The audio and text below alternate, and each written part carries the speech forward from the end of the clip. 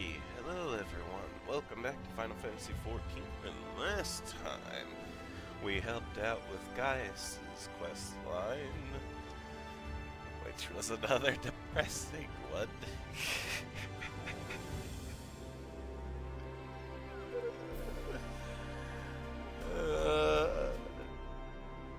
Just when you think that the Empire, now that the Emperor has been dealt with, has a chance maybe of getting put onto the right track, they show how freaking deprived some of its commanders really are.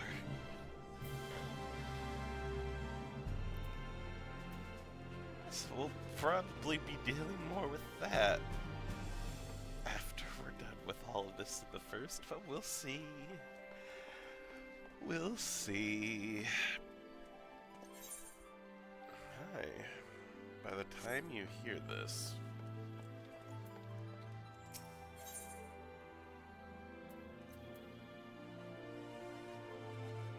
huh?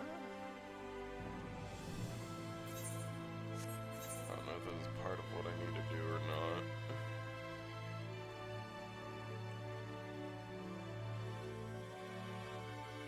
Probably not, though.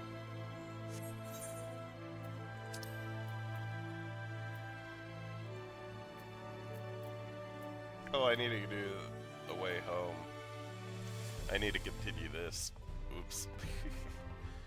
Well, that's easy enough to do. I guess I jumped ahead last time without realizing.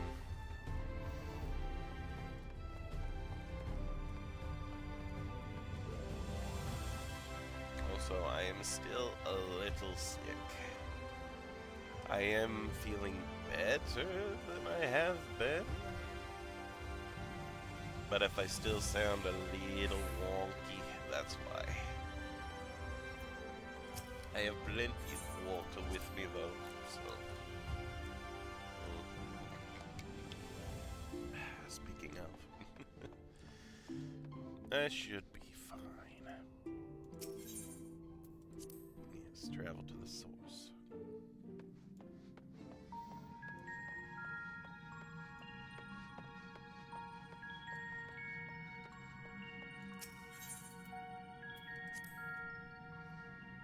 Hey, Lucian, how you doing?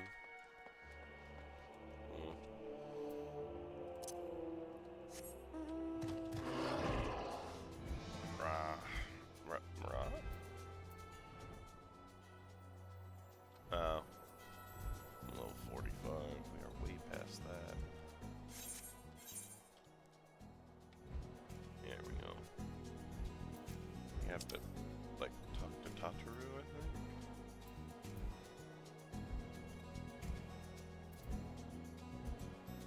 Oh, I am...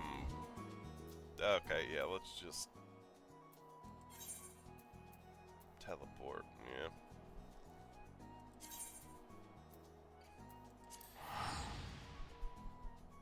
And I am not 100%, so I'm gonna blame that on it when I make wonky decisions. Oh, goodness.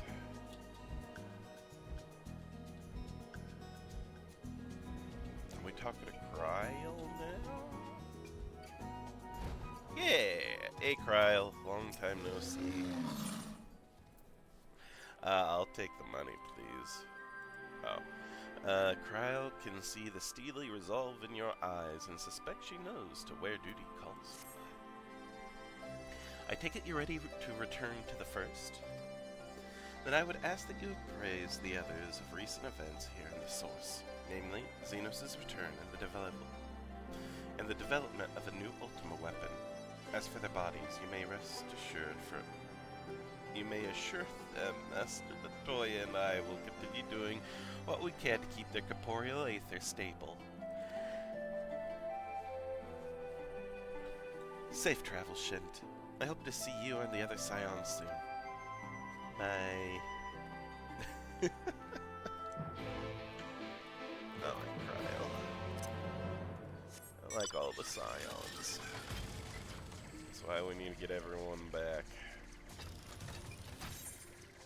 Alright, way home.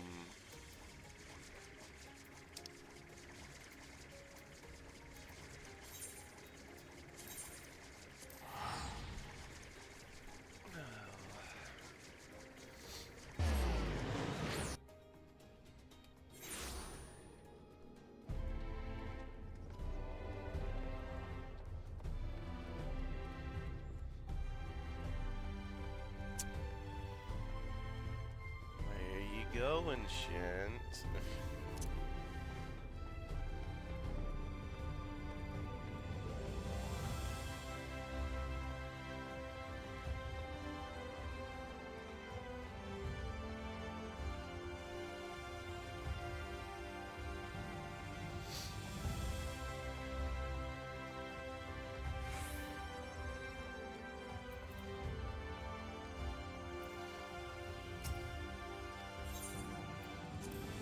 Enter the Aki.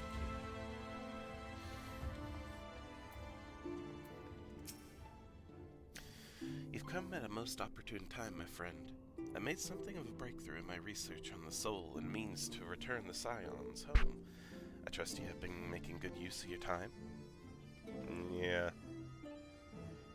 Ill tidings from the source, you say? Then I will summon the others that we might all be appraised of the situation. Yes.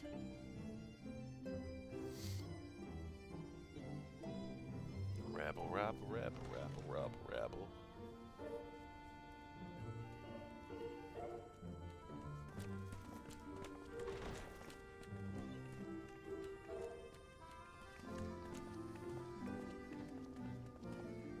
Now that we are all here, what news from the source? Shit's been going down.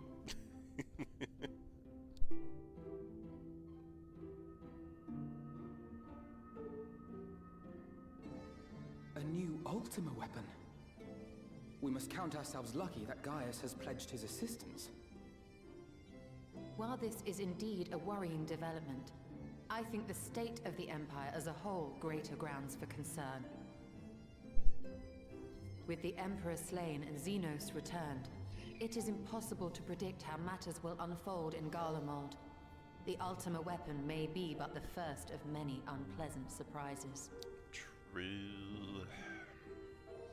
The situation beareth closer observation, of that there is no doubt, and doth compound our need to return unto the source.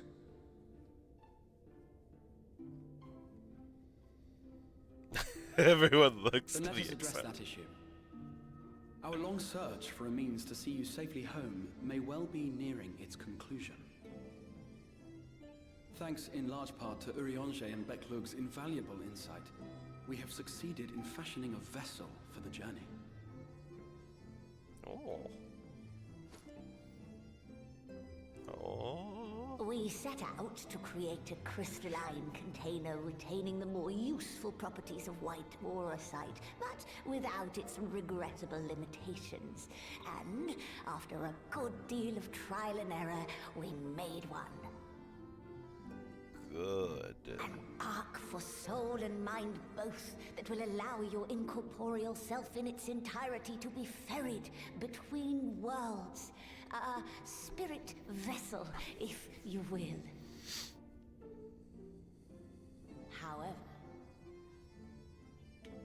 However?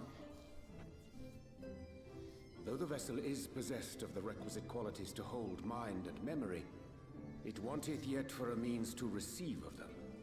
For that, we must needs imbue it with the Exarch's innate gift. A gift that lives on only through the blood of the Allegan Emperors, which certainly does not flow within aurosite or any other crystal. Just so, milady. The blood serveth as a conduit of sorts. In its absence, memory cannot pass from mind unto mind, nor from flesh unto crystal. That being the case, we must either alter the process of inheritance so as to require no such thing, or determine a means by which my blood may permeate the vessel. I am hopeful that the records found within this tower will yield the knowledge we require to pursue one or the other of these avenues. As well you should be. The Allagan's body of etherological research is extraordinary. I can scarce believe it the work of ages past. But its underlying principles are not so very different from those of my own field of study. Given time, we will find the answers we seek. Good. Do we have the time, though? That's the question. I know that you can ill afford to wait, and it pains me that I must ask you to do so. I can only reaffirm my promise to you that a solution will be found. Whatever it takes, I will see you safely home.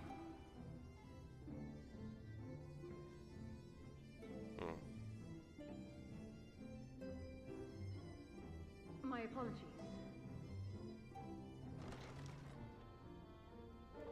Lena?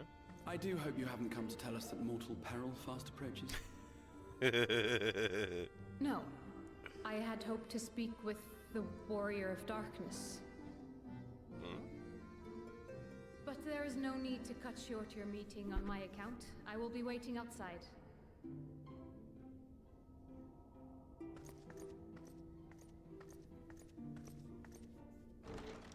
Why not speak in here? She knows I don't mind. Unless she didn't want to. Perhaps I might accompany you. Though I am woefully ill-qualified to assist in the XIV's research, I may yet be of some use to Lena. Sure.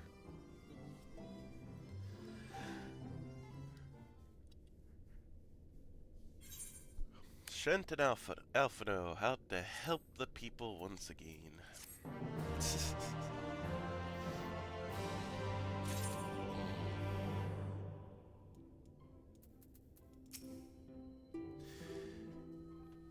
It may simply be my imagination, but Lena has been rather brisk with me of late. You don't suppose she's still upset over that mishap with the salmon fillet, do you? But never have I seen such a repository of knowledge. A stark reminder what little we truly know of the world. Upon White Aura Site's crystalline foundation, we have built not a prison, but a refuge for the soul. With that Moonbreeder, we're here to see the wonders inspired by her research. To think we'll not only have Xenos to contend with once we return, but a new Ultima weapon as well.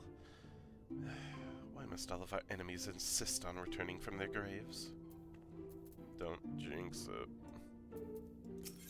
There's still many that could potentially return in that case. Avno is eager to assist Captain Lena. I must confess, while I enjoy my fair share of scholarly research, it will be good to step outside for a spot of fresh air. Now then, shall we go and speak with Lena?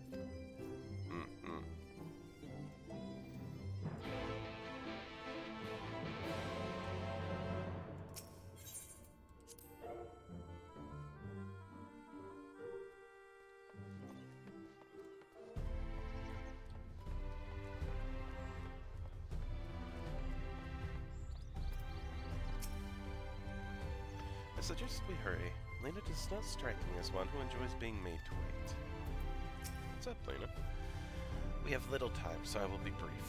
A Sin Eater has been sighted in Lakeland, and I ask for your assistance in slaying it. Huh? A Sin Eater? I had heard some few yet remained after the night had returned, but perhaps we should call the others. That will not be necessary. It is only a single Sin Eater. A simple task for our guard, I should think. That said, I believe fighting alongside the Warrior of Darkness would be a valuable experience for them. Peace can lead to complacency, and they gain nothing from an easy victory.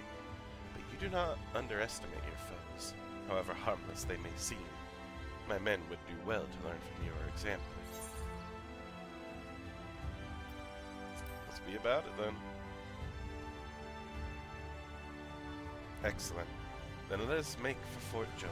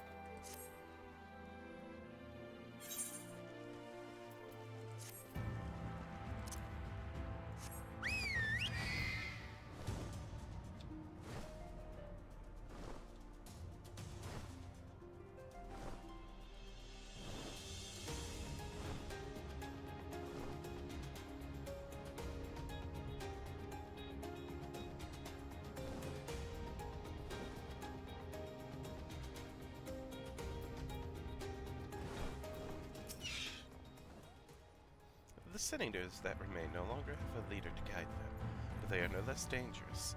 They cannot be suffered to live. If you would wait here a moment, I will gather the others.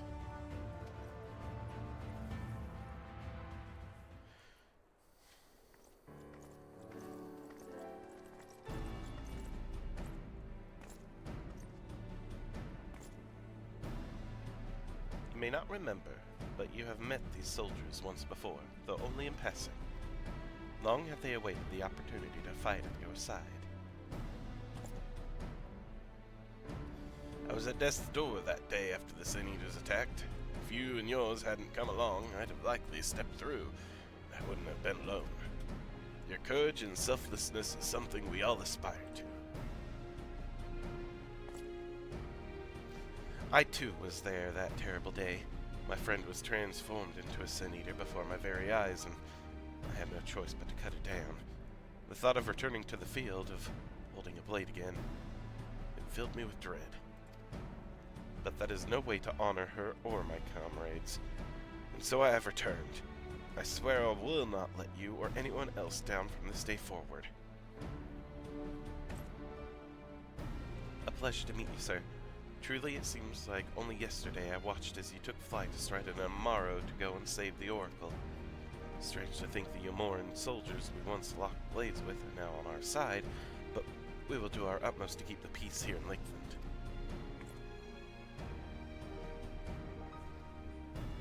We seem to be missing one.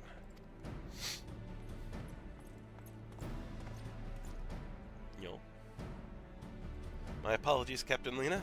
An elderly gentleman asked that I escort him to Clearmelt. It took longer than I anticipated. Not begrudge your desire to help those in need, but a soldier must be punctual, especially when we play host to honored guests. It won't happen again. The name's Thaler? Thaler. I'm sure you don't remember, but we met once before in the infirmary. Oh. I asked you to deliver a message to the Exarch and the Warrior of Darkness. Little did I know I was actually talking to him. Don't give up. Don't give in. I kept those words close to my heart, and the boundless, beautiful skies above serve as a reminder of their importance. My friend got to see the Knight's return shortly before you passed. He left this world with a smile, satisfied with a glimpse of what was to come. There are countless others who weren't so fortunate. They gave their lives for the promise of a future they'll never know. So it falls to us to do everything we can to fulfill that promise. No matter what happens, we won't give up. We won't give in.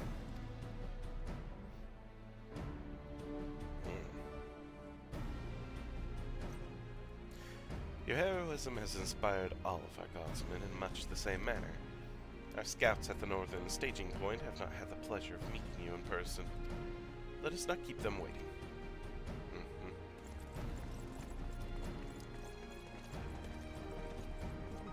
Pardon me, my goodness. Can't stop yawning.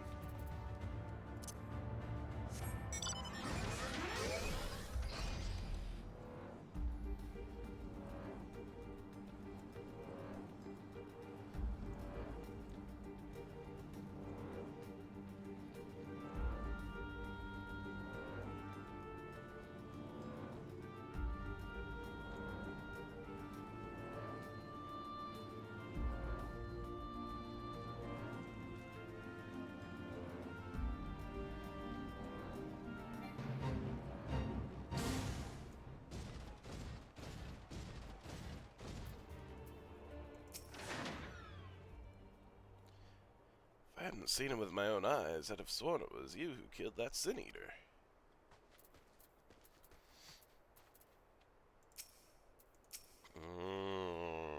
Someone else killed him, huh?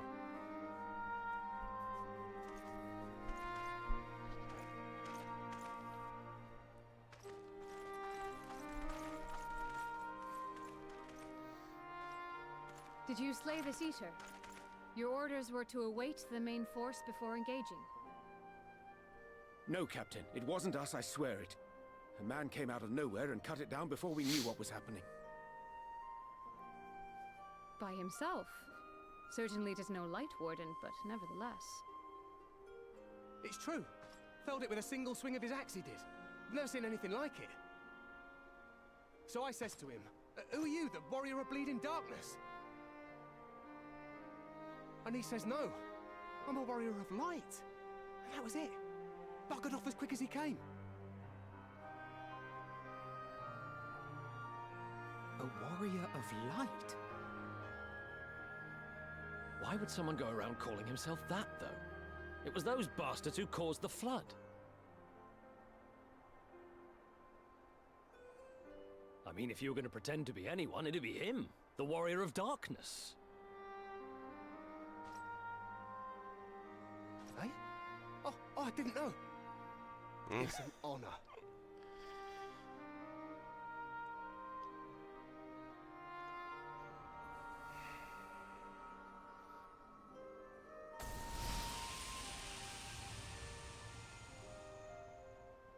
Since the Eater is no longer a threat, our work here is done. Return to your posts. Aw.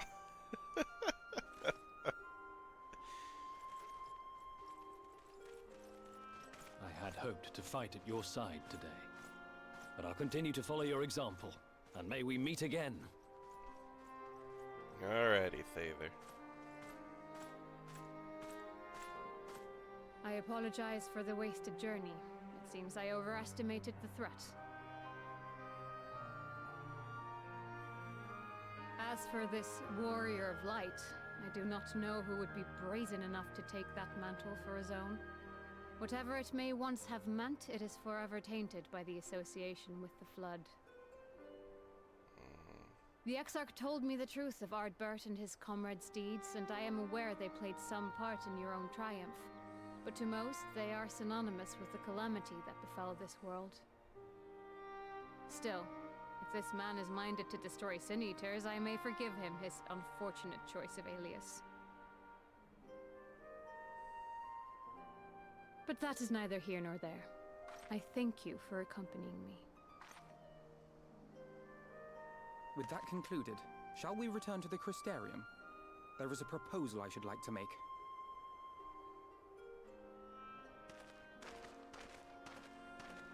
Forgive me. There is one more thing. A personal concern of mine. I had hoped you might have a moment to speak privately. Take your time. I shall go on ahead. Okay.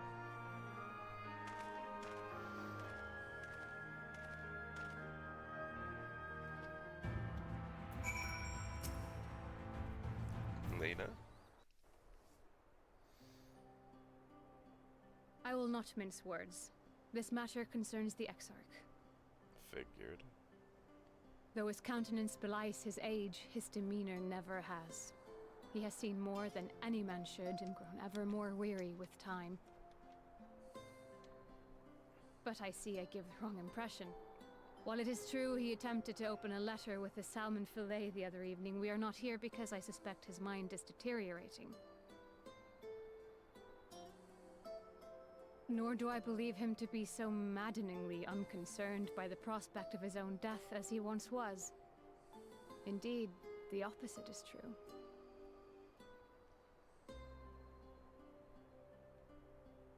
It is for this reason that I seek your advice.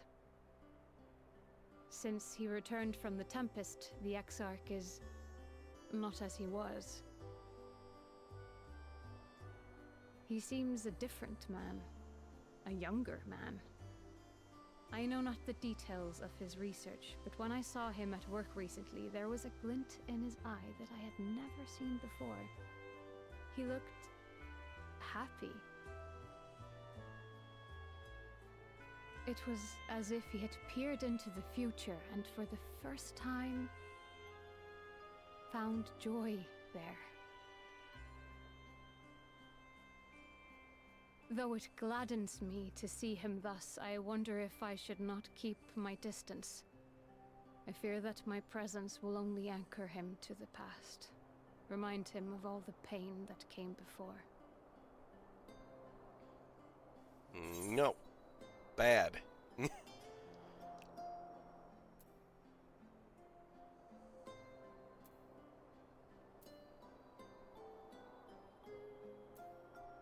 He's lost without you, you know. And he misses you already. He... Are you sure? Mm-hmm. Then perhaps we might remain as we were. As we have always been. What a relief.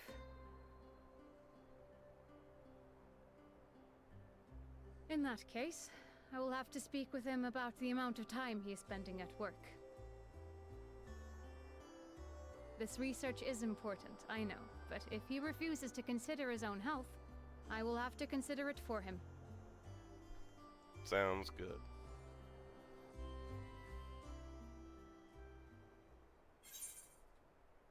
Yeah.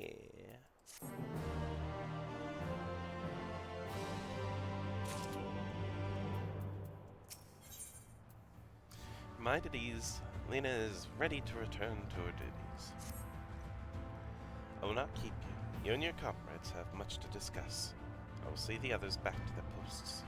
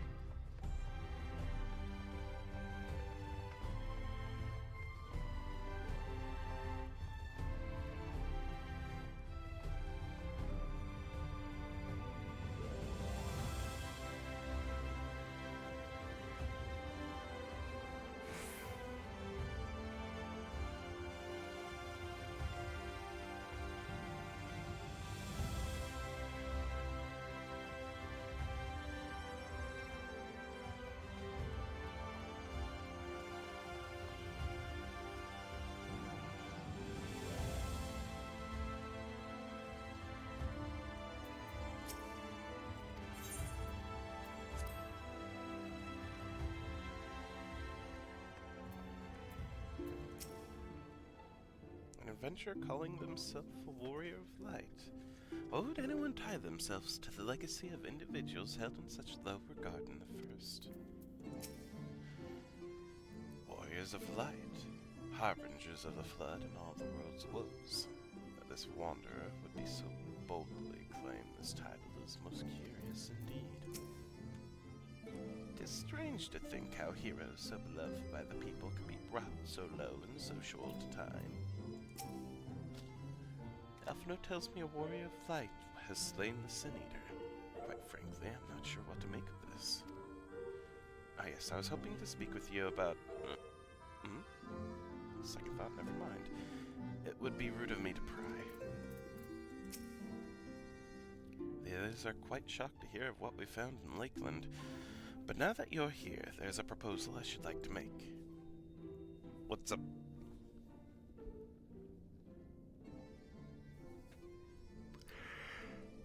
I have been spending a great deal of time in the Cabinet of Curiosity, and of late I have noted more and more people perusing books on history, the years leading up to the Flood in particular.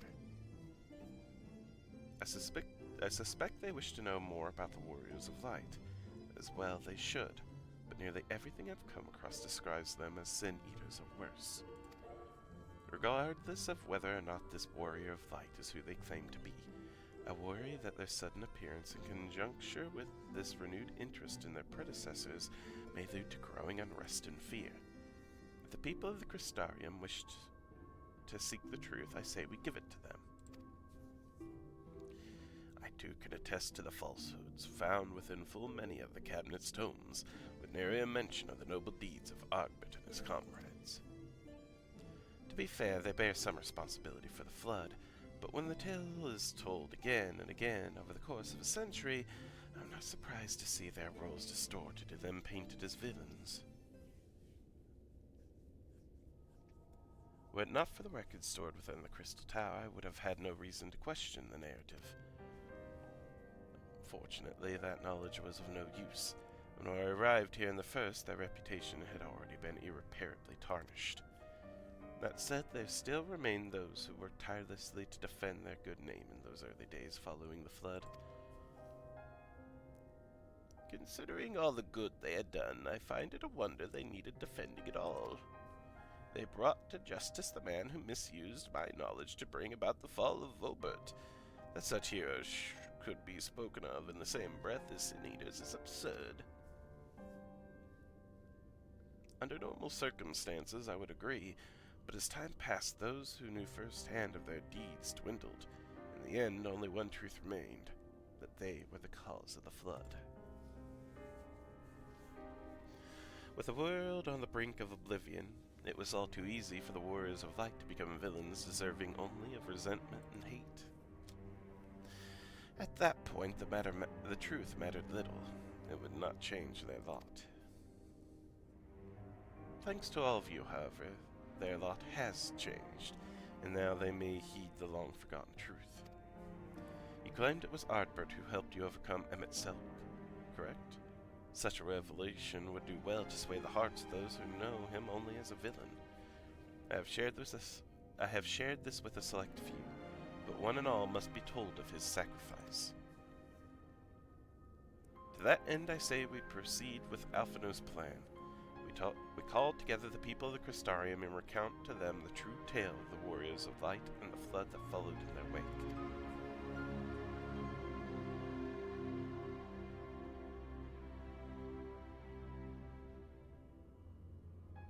Well, what say you, Shent? Wish we had done this sooner.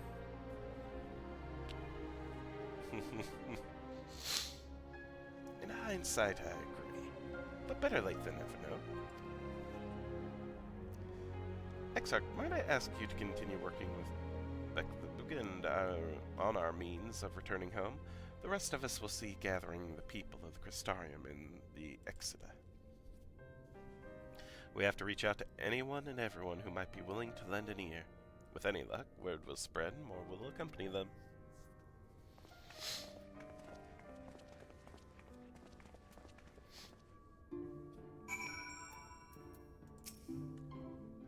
I have seen many a great and terrible things in my long life, as has the Exarch, no doubt. Man, I can say this. His memory is short, his heart fickle. Let us pray that your words reach him. There can be no darkness without light. So it was that Ardbert was there in our hour of need. The people must be told.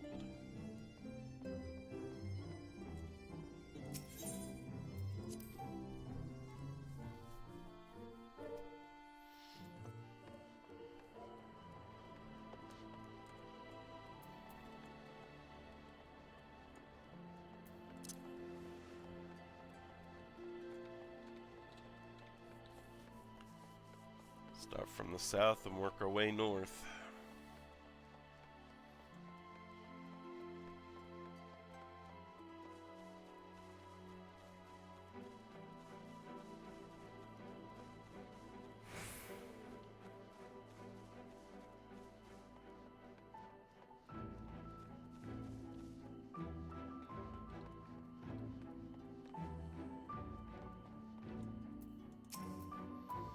Well, well, to what do I owe the pleasure? Whatever it is, I must ask you to be brief. With the night return, visitors have been flocking to the Crystarium, and I find myself too busy by half. I don't mind it, though. Seeing the stay is so full of life and excitement, one could almost forget the flood ever happened. Warrior of Light. Yes, the Exarch has mentioned them before, but everyone knows them now as the cardinal virtues. Are you suggesting there's more to it than that? Well, you've yet to steer us wrong, so I'm willing to hear what you have to say. Good.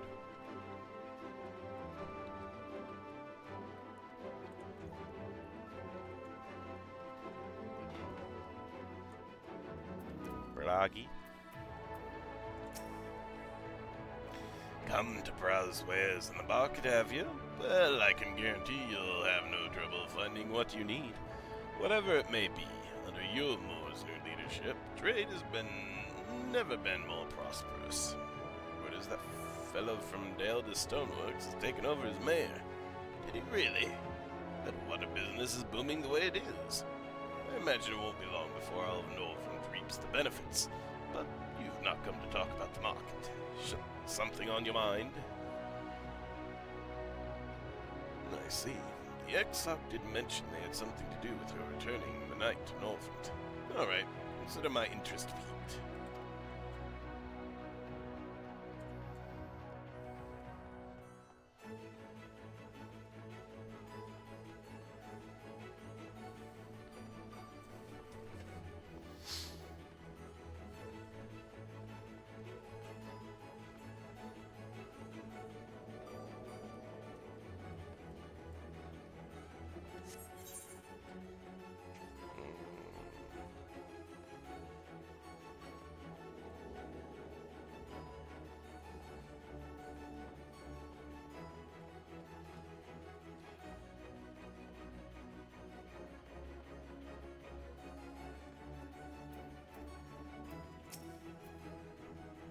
Gent, my, what a wonderful surprise. Though I hope your being here doesn't mean someone's been hurt. Thanks to you, I've had far fewer patients coming through my door of late, which is a shame, come to think of it. I've had fewer opportunities to test my new medicines.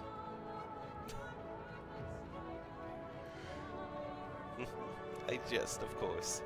It's actually been quite pleasant to have a few moments to myself now and again. Truth about the Warriors of Light. But the Exarch has already spoken with me about them. But if there's more to the tale, I'd very much like to hear it.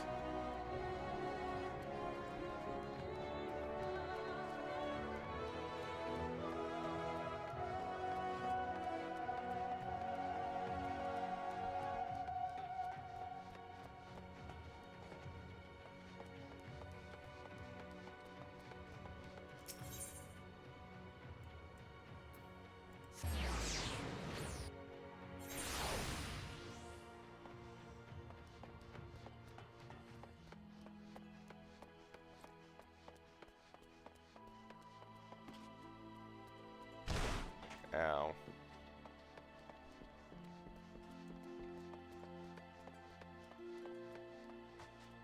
Catless? Well, well, what a coincidence. I was just reading over a letter I received from Grendel not long ago. He says a visitor from the Crystarium found him at the bottom of the ocean, and that he inspired him to reach new artistic heights. Well, I can only think of one person capable of both feats, though I'd say the latter is far more impressive. To think fate could bring the two of you together in such a place. I'm sorry? You mean the Exarch didn't tell us the whole story of the Warriors of Light? Well, whatever he's left unsaid, I'm all ears.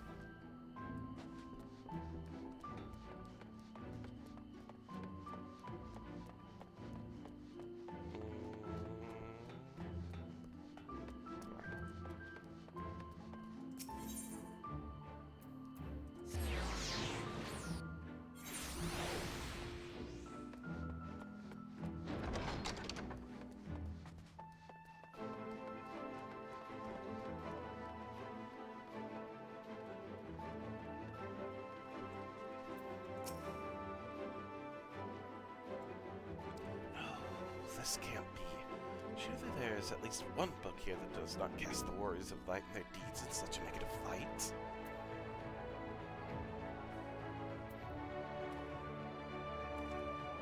Oh, Shent, forgive me. The Cabinet of Curiosity has been bustling with visitors of late, but I fear our repository lacks for the knowledge they seek. People wish to know the truth of the Flood, of the warriors of light. I have searched high and low, but alas, every account portrays them as no better than sin-eaters, abominations worthy only of scorn and resentment. I know they were not always judged so harshly, yet I can find no proof. I dare call myself a librarian. I would address the people and tell them the truth of the warriors of light? Of the Flood? How wonderful! You have recalled me with the tale once before, but I should love to hear it again. Oh, and you may be rest assured I will not come alone. Good. Yow. Wait, where am I going? Where's Elfno? In the center? Got it.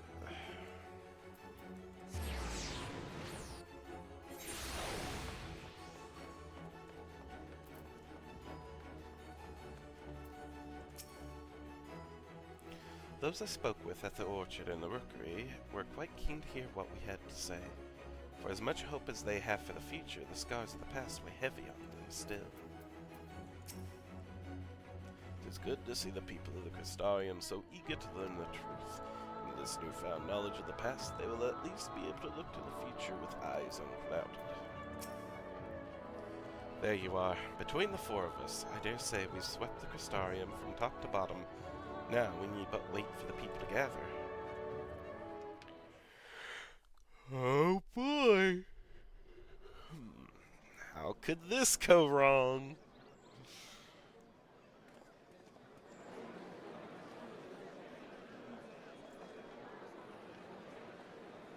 Yes, this looks to be nearly everyone. Let us begin, shall we? Though I am usually the first to hold forth at such events, I think on this occasion that honor should fall to you. They would be more inclined to take the word of the Warrior of Darkness. Indeed. In light of the subject matter, who better than thee to speak these truths?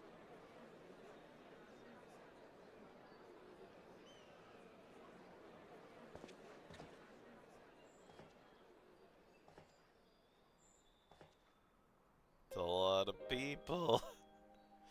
You know what? I'm having deja vu to the end of Heaven's Word when we were having the peace talks with the dragons, you know. I hope nothing like that's gonna happen.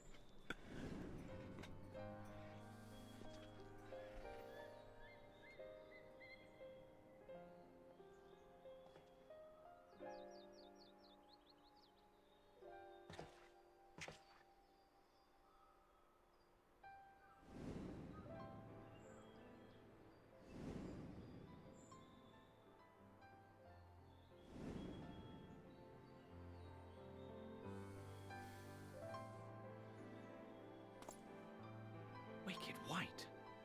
The Warriors of Light did all that? So they never... I mean, they only ever wanted to help. And when everything they'd done turned to ash, they still carried on. They gave everything to stop the Flood. First their lives, then their souls. And they managed it too, in the end. They saved us. And we cursed their names.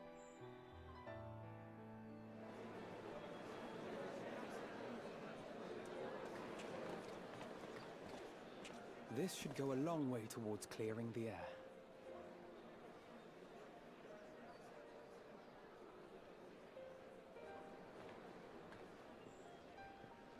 Wait, oh, there he is! Oh, God!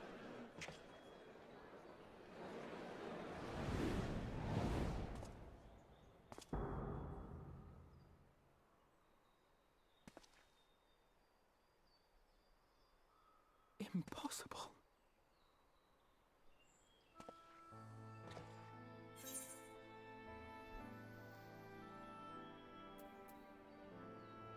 can see him too.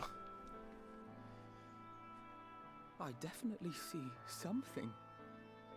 You don't think it's a ghost, do you? Nay, yonder standeth no bloodless apparition, but a warrior of light and darkness both. Ardbert. What in the world?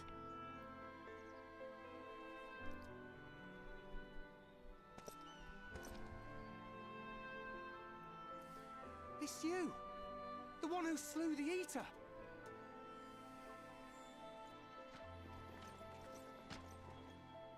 That it should be the warrior of darkness who brought the truth to light. You've saved me a fair bit of time. Though I have a few words of my own to say. Oh god. Oh god. People of the Crystarium! I am Ardbert. One of those you know as a warrior of light. That's impossible. You should be dead. Aye, that I should. But as the world has been given new life, so too have I. I know not why I, and I alone, have been gifted this chance. But I do know this. Only by the will of the star itself could such a miracle come to pass.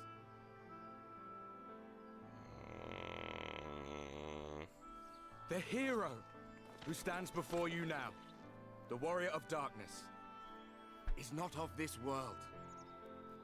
And the day will come when he must return to his home.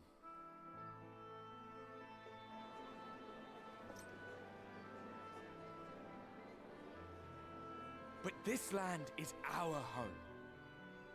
And if it is to remain so, now and forevermore, it is we who must protect it. The time to rely on saviors from afar has passed. It is you who must rise. You who must become the new warriors of light. What? Us? Warriors of light?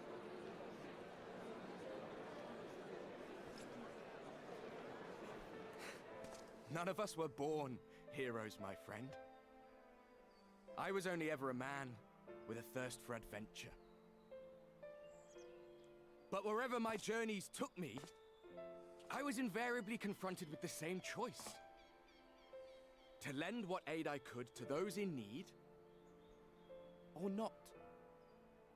And I always chose the former. Any one of you could do the same. All you need is the will to help your fellow man, and the resolve to see it through.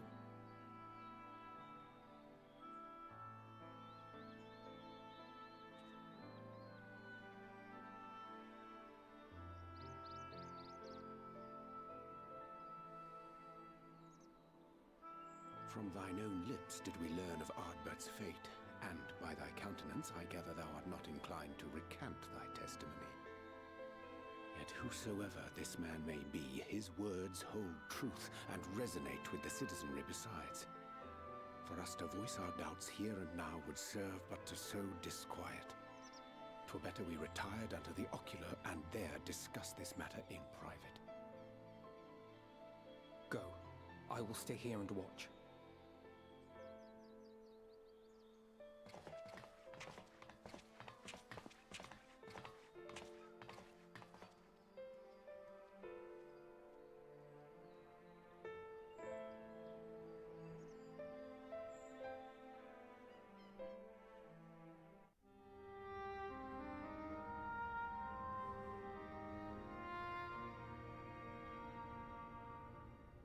So, that is a warrior of light of the first.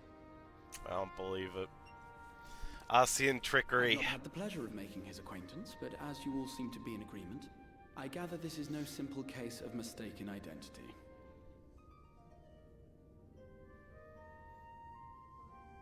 As far as I was able to discern, that was indeed Ardbert. It has been a long time, but not that long. Could he truly have been resurrected as he claims?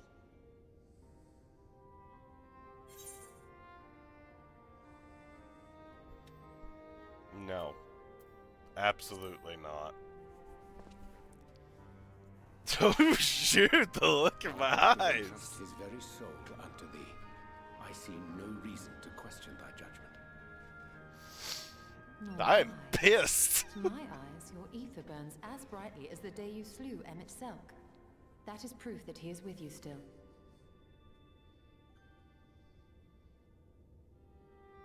Yet that which standeth now before the people is far more than a passing imitation. I am reminded of the cardinal virtues, though a sin-eater he is not. Which leaveth but one plausible explanation. That he is an Ascian.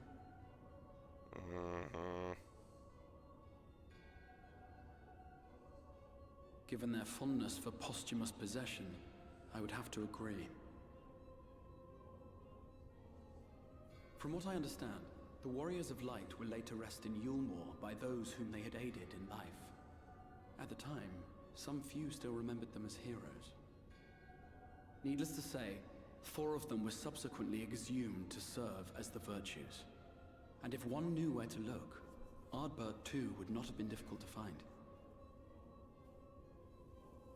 Assuming then that this is indeed the work of an Ascian, my mind inevitably turns to the last remaining paragon to survive the Sundering.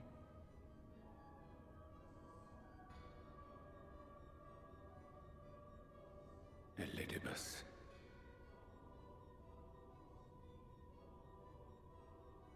That Xenos hath reclaimed his own flesh is known. Thus evicted from his borrowed form, and cognizant no doubt of Emmett Selk's failure here in the first, 'tis quite possible the emissary chose Ardbert for his next vessel. Inhabiting the flesh of the fallen? Why, that is unsavory. And they do this often, you say? Verily, for they possess no corporeal forms of their own. In what one may term their natural state, none save those gifted with the echo can perceive them. Indeed, when Elidibus intruded upon the waking sands, his presence did go unmarked by all save Minfilia and the Warrior of Light.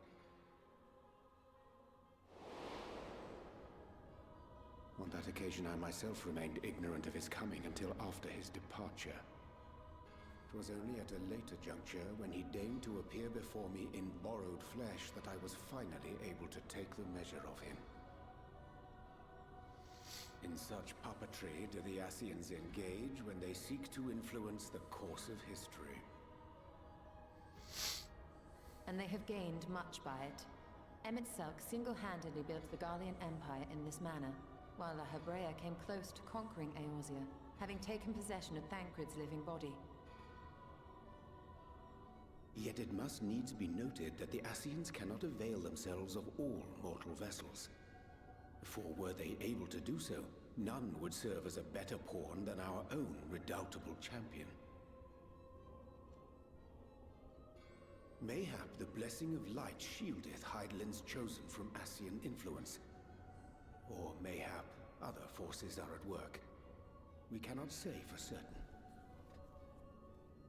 Whatever the reason, I hope it holds true. I dare not contemplate what might come to pass otherwise.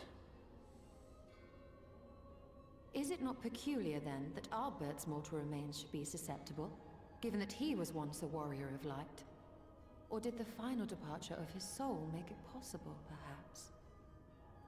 Regardless, to hear an Ascian use him to call forth new warriors of light boggles the mind.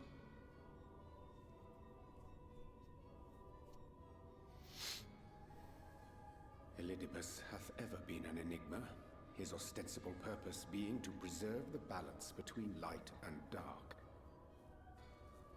When he made overtures towards me, however, I was afforded a glimpse behind the mask of the self-appointed emissary.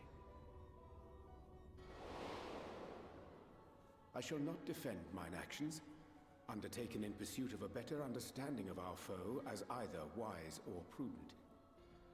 Nevertheless, what little I did glean may now prove useful.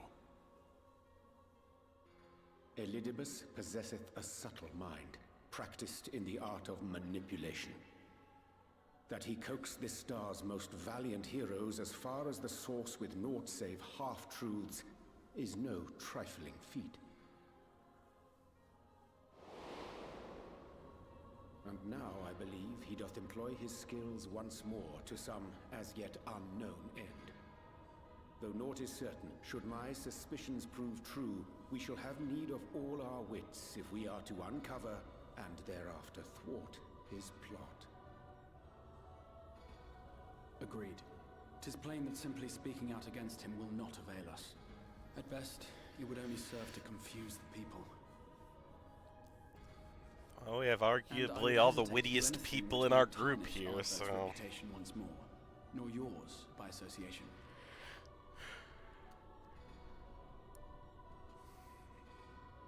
That being the case, it may be wise to keep a covert eye on this Ardbird's movements, as we attempt to discern his purpose and how best to mitigate his influence.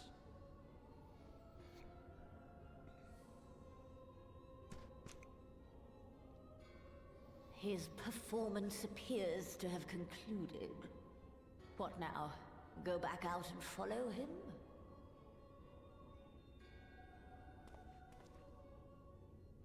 Twould appear Master Alphino already hath pursuit in mind, and I suspect one pair of eyes shall better serve our cause than half a dozen.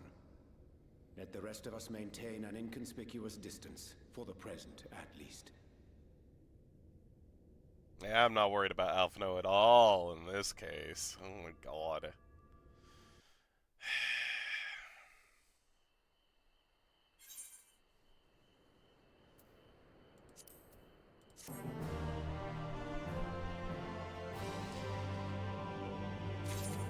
God damn it. We were a hair's breadth from defeat when we faced him at Selk, and now we must contend with yet another Ascian. We must tread carefully. We must not act until Ardbert hath made plain his plans. It would be folly to proclaim him false at this juncture. What a despicable practice, appropriating corpses. Such depravity eclipses any horrors I've witnessed in the age of Volbert. They must be stopped. Oh! We're going back to the woods? With Frodbrow, the Exarch deliberates your next move, unless they're coming here.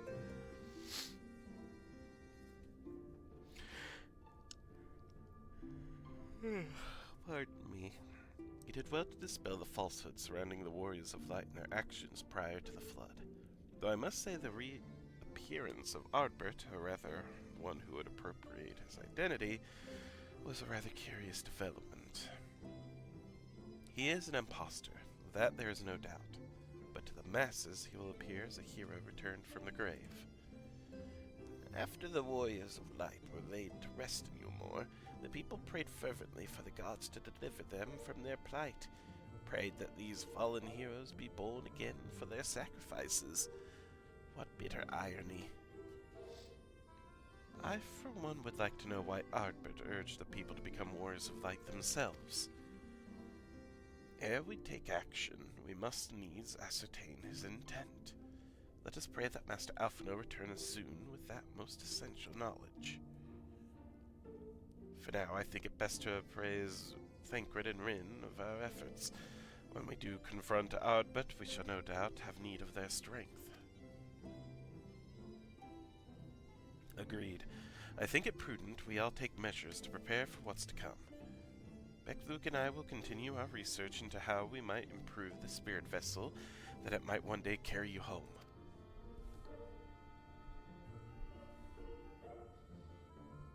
What are you thinking? Then I think it time I return to the Great Wood. Until now, everything we had learned of the Ascians has been handed to us at their leisure. But that was one of Emmett Selch's unique failings. I had no reason to think Eldibus will be as forthcoming. Fortunately, I recently received word from Fano that heretofore unexplored chambers have been discovered deep within Gitana Ravel. Elmet believes the relics within tell of a great calamity that befell an ancient civilization, that of the Asians, perhaps. They may lead us to the truths we seek.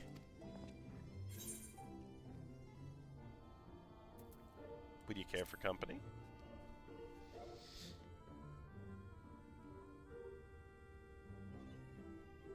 I wouldn't dream of going without you. Aww.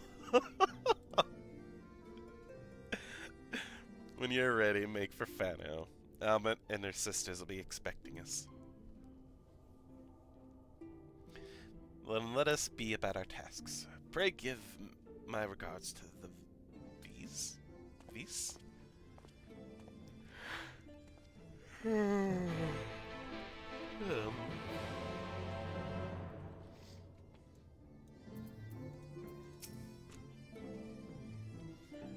I will help the Exarch in any way I can, but the key to solving our problem lies with him and the Allegan Eye.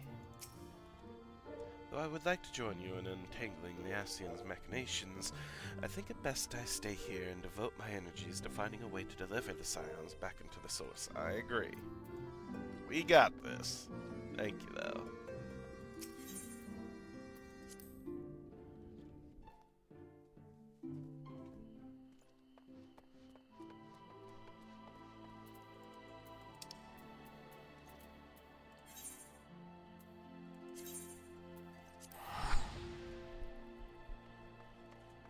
Yahi!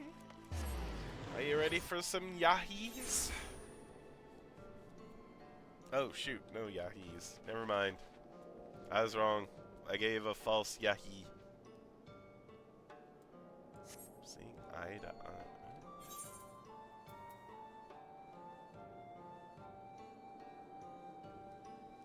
It's level 70 though, so that ain't gonna really be anything, I don't think.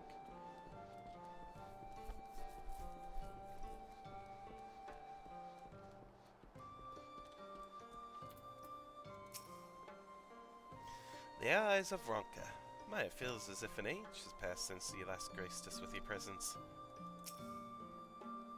You look as if you haven't seen us in an age. Is the passage of time really all that different to you, Galgant? Oh, whoops. I meant to talk to you, Stola. Oh well, it's fine. Welcome, Allies of Ronka. We have accomplished much since last you came.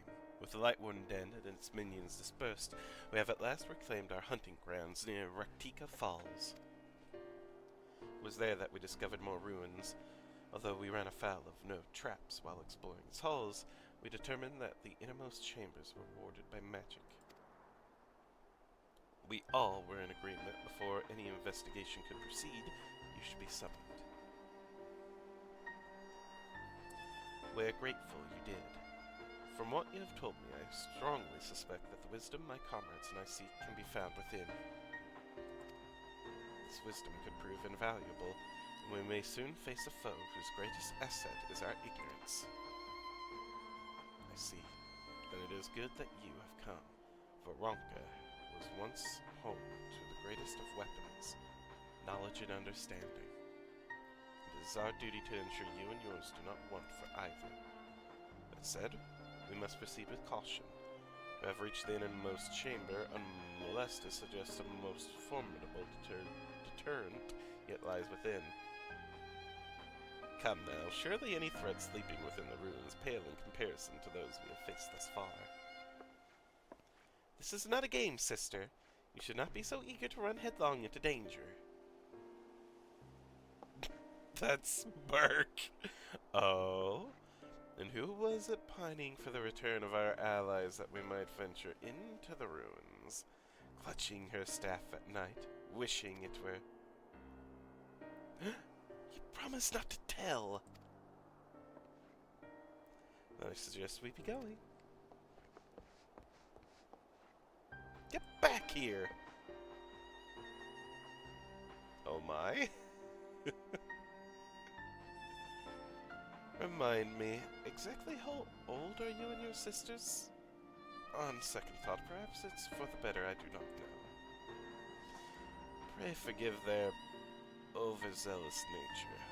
None say we three have been privileged to escort you and yours into the ruins and bear witness to its secrets. Their hearts now burn with a curiosity that is not easily satiated. Please, you needn't apologize. As a seeker of knowledge myself, I understand full well their enthusiasm. And if not for your sedulous efforts to protect the ruins, we would not be afforded this opportunity. Speaking of which, I believe I have kept you away from the ruins long enough. Come, let us make for the Kitana Revel.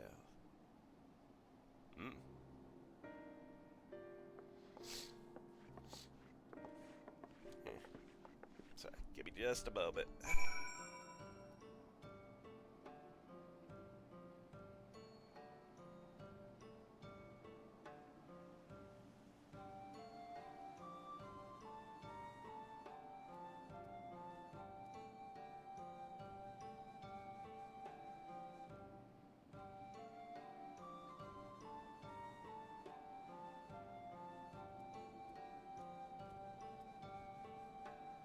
Okay, I think I'm better now.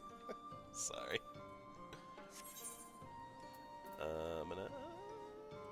Oh, that is true. That is the dungeon. Are we gonna have another trial?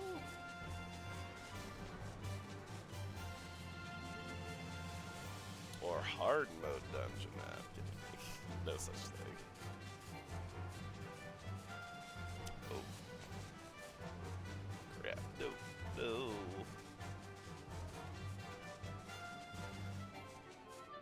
Uh-oh. Uh-oh. Uh-oh. Wait. Okay, there we go.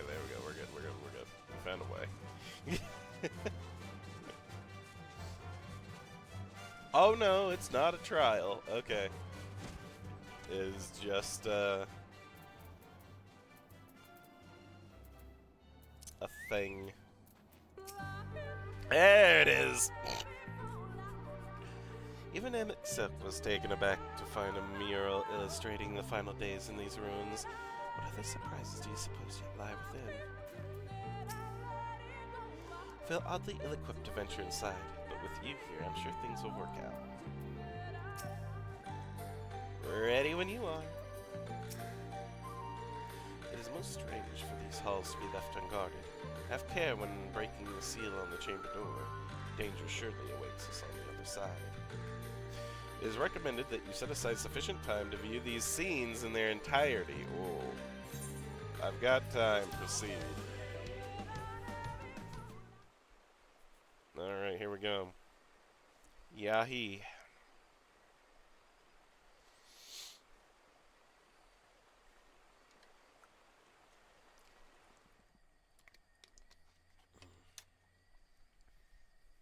Come. Our new discoveries are to be found this way. Oh yeah, I forgot she had an accent. Oops.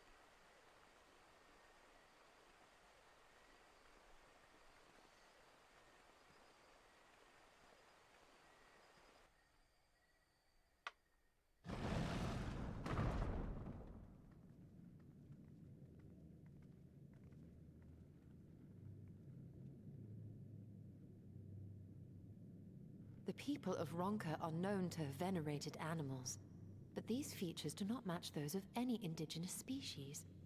This is no common beast. Though that much is plain from its proportions. Lifelike, is it not? One could almost imagine it breathed.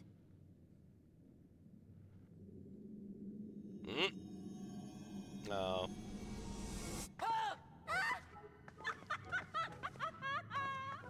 Why you... Ugh.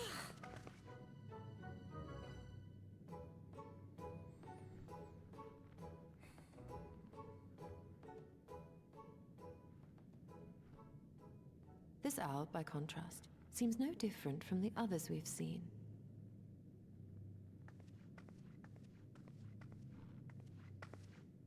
The sealed door lies ahead.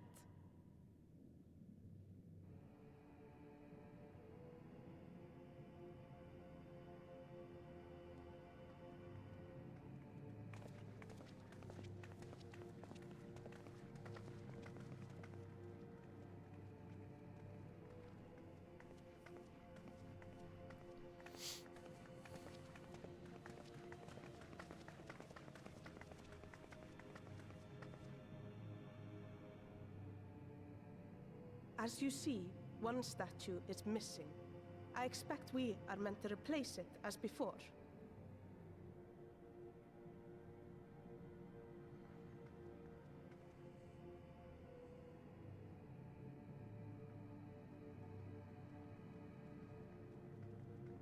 Too simple. There will be some additional defense mechanism.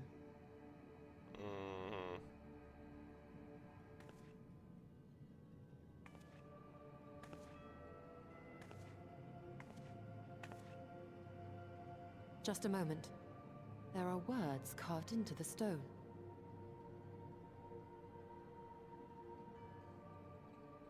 He who would disturb a hero's deserved slumber shall instead waken the beast and know his folly.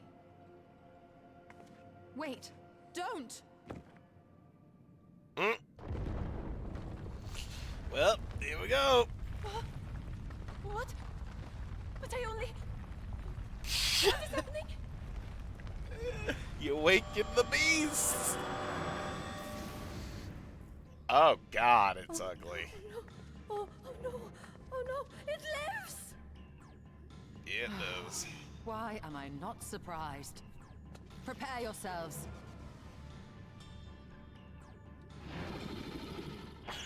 God. Uh-oh. Uh-oh. Oh.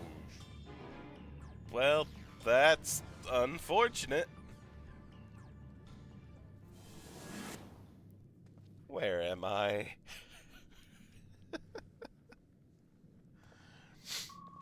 Oh, hi. Oh, hi.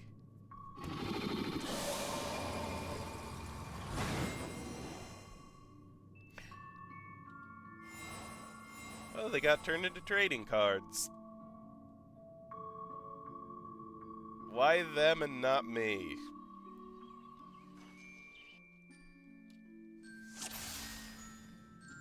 Oh, God. You trespass mortal upon sacred ground. In retribution, 4 souls have I bound.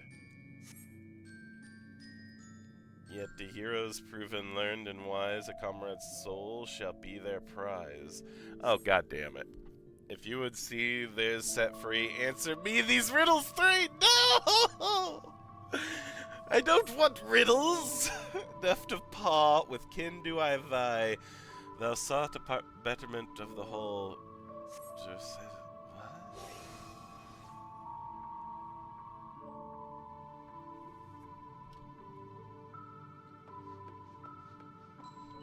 Okay, wait a minute. Deft to paw. With kin do I vie. Thou sought apart betterment of the whole to our efforts descry. Riddles time. No, I don't want riddles. I don't even know what a colibri is. It looks like a... It doesn't have paws, though. Corals have paws. Opu, is that the bird? So they have claws, not paws, so it has to be the coral, right? Coral. Yes. There's the Opo, keen and shrewd, his spirit exalts ingenuity, virtue by which the wrong is his prosperity perceived. Freaking. No!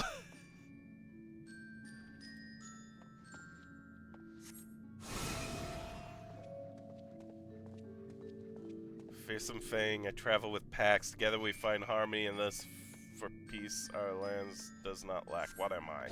This is the coral, then. God damn it. Unless there's no coral. Owl, wolf, serpent. It's a wolf. Why couldn't this been the first one? Gosh darn it, it's a wolf.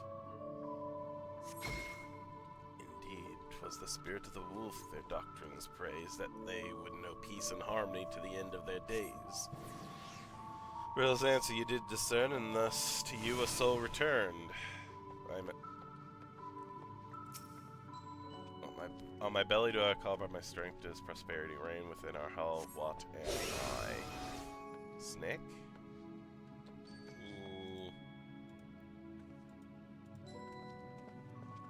Serpent.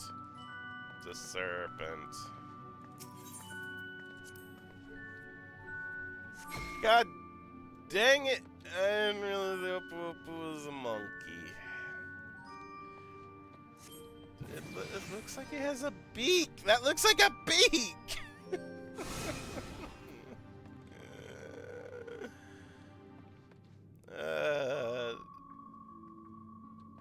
And we shall play another game. No, I want the other one back as well. That's the mind and memory. No! No! My memory sucks! Twixt these talismans hides friends and foe. Choose your companions well, or sorrow no. What? What? Oh no!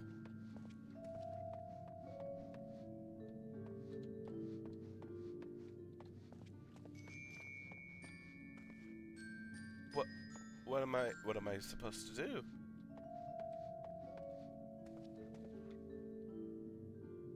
There's some meaning to their arrangement. I have 25 minutes to figure this out.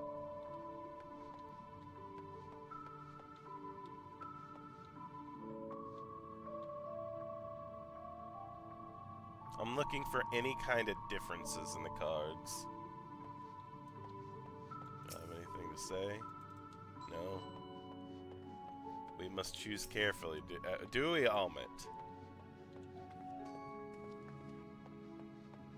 Nothing on the backs of these.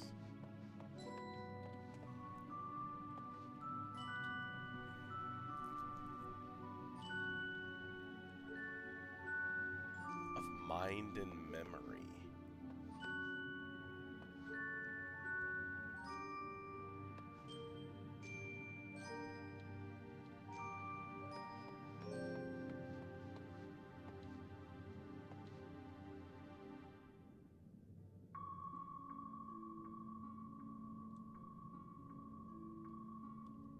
Oh, it's just a card matching game? So I just need to click one?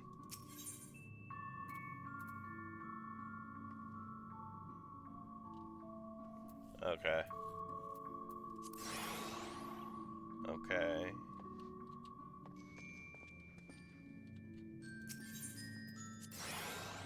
Oh. Cool. Okay. Okay, okay, okay.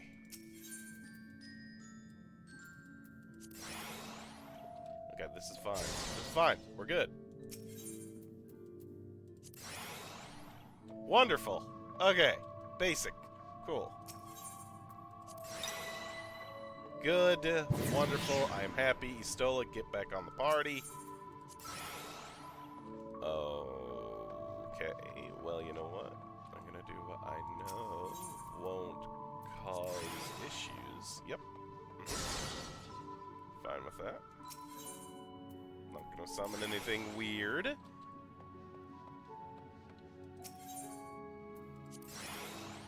Yeah. It's only with the pairs do I summon something weird. Alright, we win. Frick you.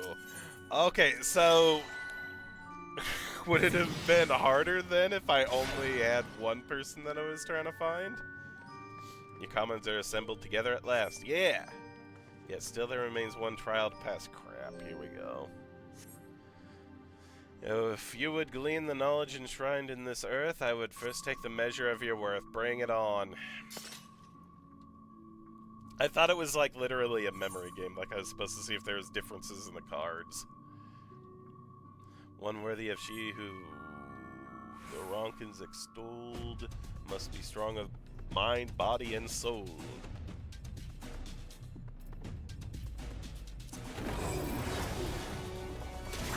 Waka! Finally, this is what I was expecting to find here in the ruins. Be careful, sisters.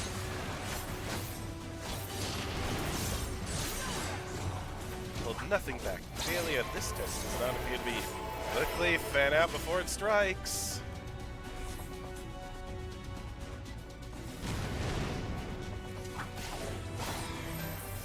Zombie stole. Hurry up. We must protect her.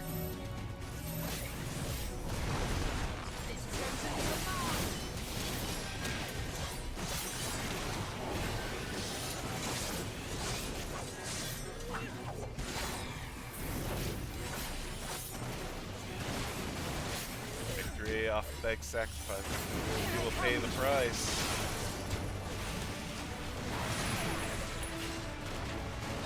Hurry, we have to save him. Okay.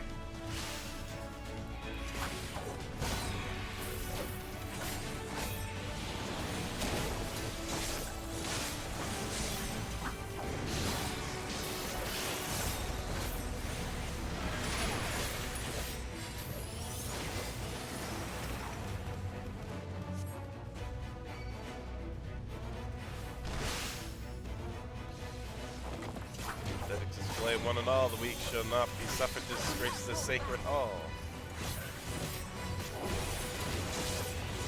Ooh, let's not get hit by that.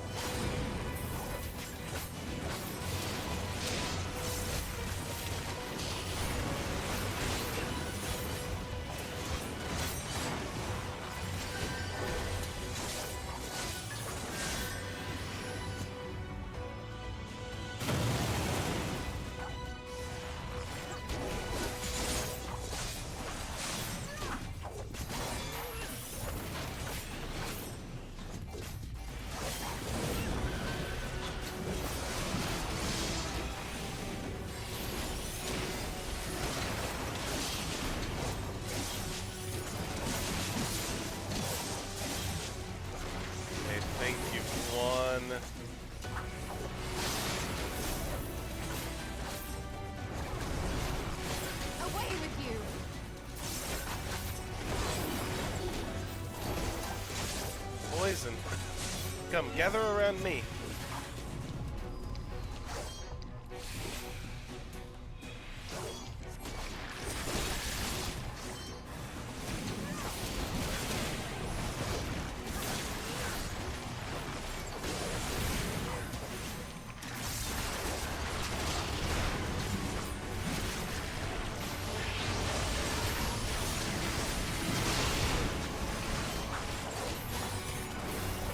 The mural.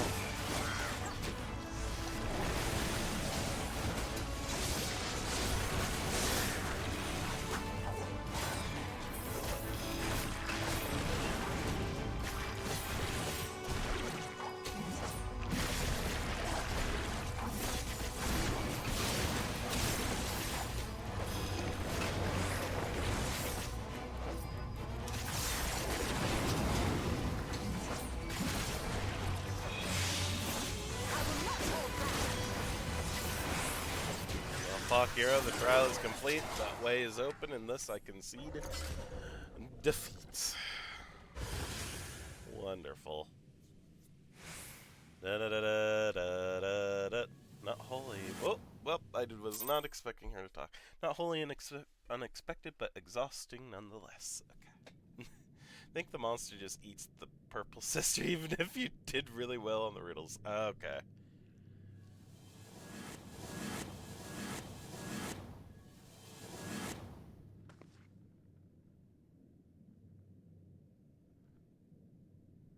Back. It would seem the magics have returned us. How polite. Now, what have we learned? Ah, we were bound to run into a living statue eventually. And now we can open the door. God damn it. Absolutely nothing. God damn it. That smile. Like he...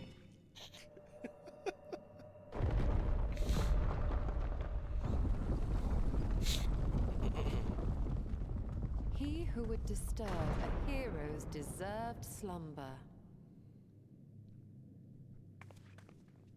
Yeah.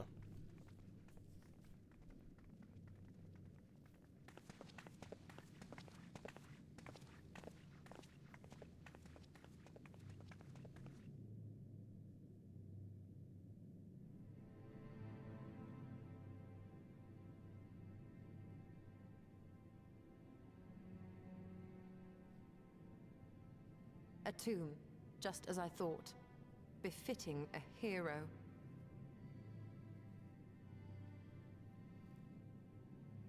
She is Vis. Could it be the Archmage Tiuna?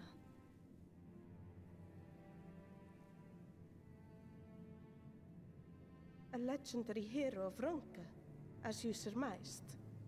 The tales tell of how she smote entire armies with a single incantation, so potent was her spellcraft. Though she ever fought in the name of peace. I thought them no more than tales. To think she really existed.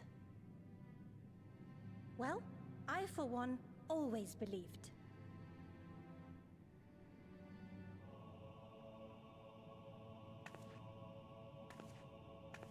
I wonder. By the light of fallen stars, great power awakens. Tiuna was not only a master of spellcraft. It is said she could see truths long lost and hear the voices of men's hearts.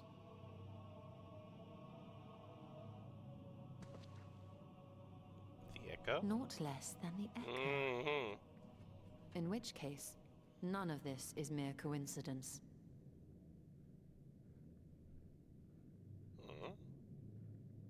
A shower of stars setting the sky aflame. And in both this world and the Source, we find individuals within whom a mysterious power awakened at the sight. We can never unpick the why of it. Now, however, I believe we might. Does the scene depicted here not resemble the one we saw when we first ventured into the Katana Ravel? Moreover, does it not recall that which Emmett Selk invited us to witness in Amarot?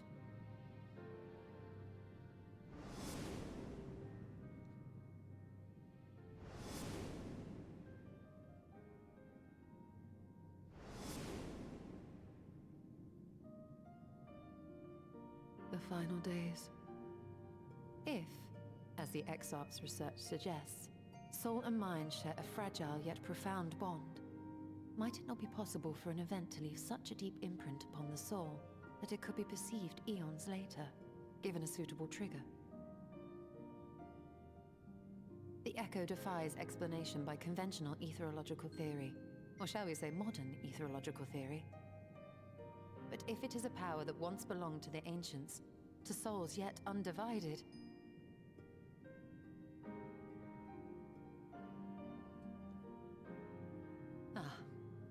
it would seem I have entered the realm of pure speculation, and I call myself a scholar.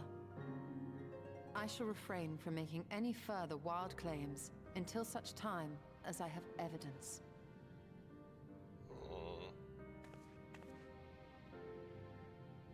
Still, I cannot choose but be reminded of our experience in Amarot.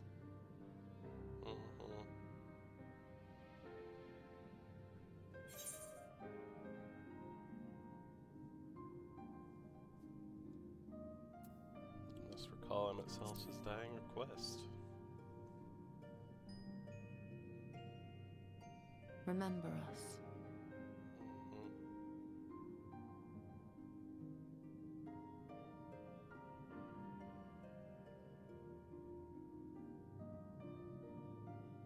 History is learned, not lived. We have always protected the Tales of Ronka, just as we have protected this place. But we are mindful of what our mothers taught us. We see the past through our own eyes, and speak of it with our own words. Thus do we come to understand it in our own way. But this is not the same as remembering. Your mothers were wise. Though we witnessed the final days, our impressions cannot fail to be colored by our own experiences and expectations. Those who lived through it would have perceived the event quite differently. We must bear in mind that it is no simple matter to keep the truth alive, or it will die with Emmett Selk and his kin.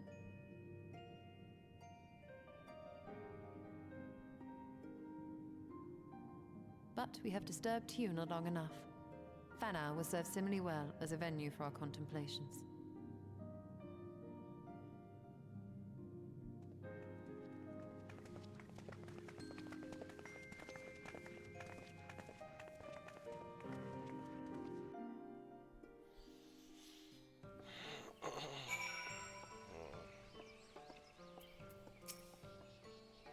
We learn nothing of the Ascians, but the potential link between the Echo and preternatural star showers is intriguing. Tuna is the reason I took up spellcraft, you know. Never in my wildest dreams did I imagine her tomb would be found, let alone that we would be the ones to have the honor to do so. Sorely underestimated the defenses of these ruins. Perhaps Simon was right to urge caution. By a pensive expression, I take it the tomb has given you much to think about. That is well. In time, the knowledge you have gleaned will lead to understanding, and thus arm you for what is to come.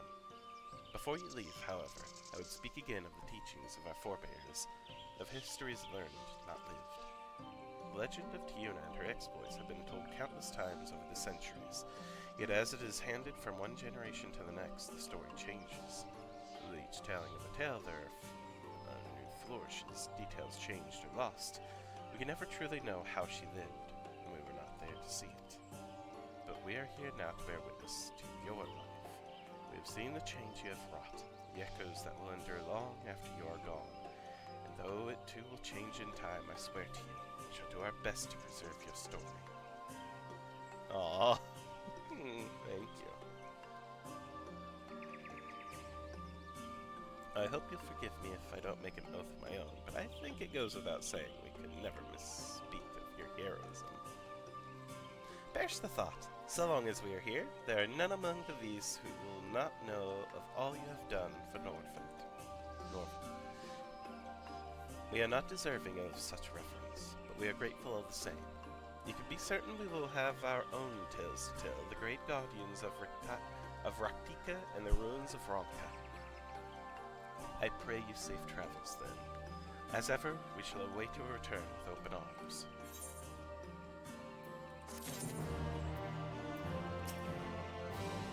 Perhaps we should create a new mural in your honor, as a record for future generations. What do you think? In the short time we've known you, it feels as though we've experienced a lifetime of adventures. Adventures we are not like to forget. As long as we V's live, we shall preserve the truth of your deeds. By all rights, you should be departing for the Crystarium, but Istola does not seem ready to return. Although we learned not of the Ascians, the insight we gained into the Echo made our trip worthwhile. Before we return to the Crystarium, however, there is a small matter I would attend to in Slitherbound. Might I trouble you to come with me? Of course. Thank you. After we arrive, we should have a brief word with Runer. My...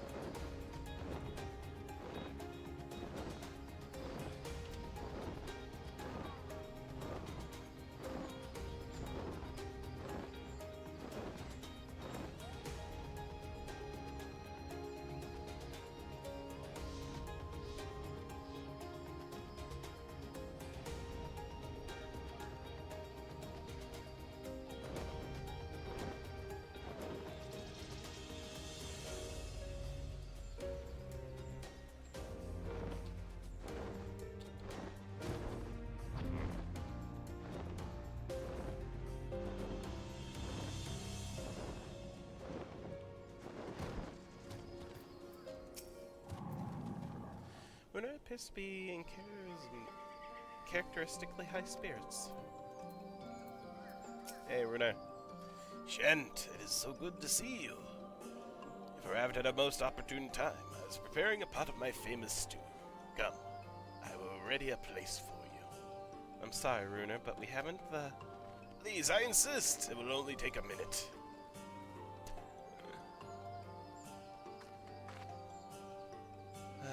My apologies, Shent. It seems our return to the Crystarium will be delayed. It's okay, we can have some stew. But perhaps only for a bit, if you assist me with my work. I say work, but it's rather more a chore. I must clean my chambers here in Slitherbow from top to bottom.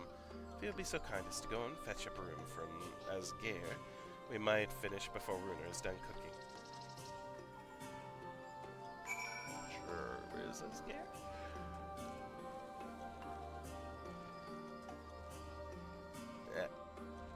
Asgare. I need a broom. Broom for Master Matoya? I can imagine why she would have need of such a thing, but here you are. This old but sturdy and sure to suffice.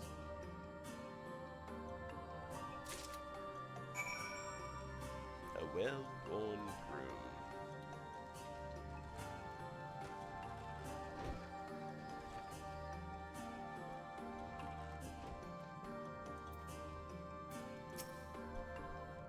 Just as Gare was able to find a broom for us. Well-worn broom has seen many a spring and summer in Slitherbow, swishing and sweeping, sweeping and swishing.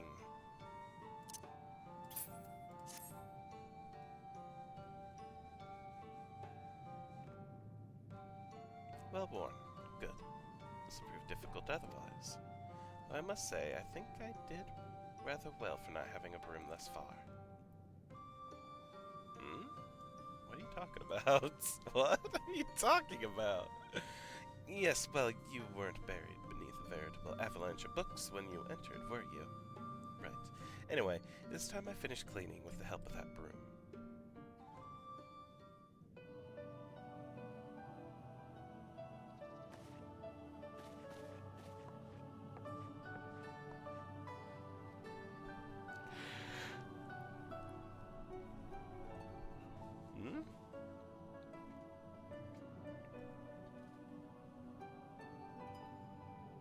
You didn't honestly think I'd do it the old-fashioned way. That broom is more than capable of sweeping by itself. Or rather, it will be.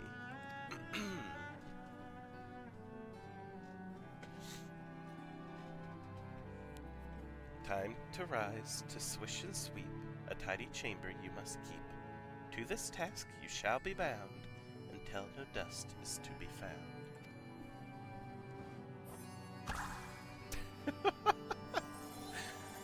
I like that.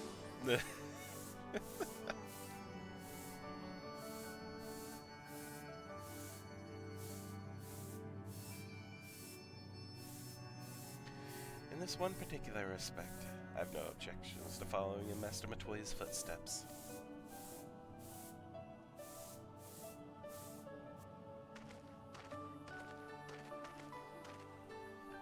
In future, I may need you to remind me the pursuit of knowledge does not preclude other equally important duties, such as maintaining clean quarters for this pursuit. Spying! I will dearly miss this place, these people.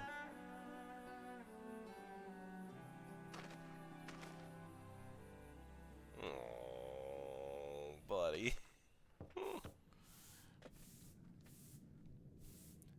Master Matoya, pardon the interruption, but the stew is ready.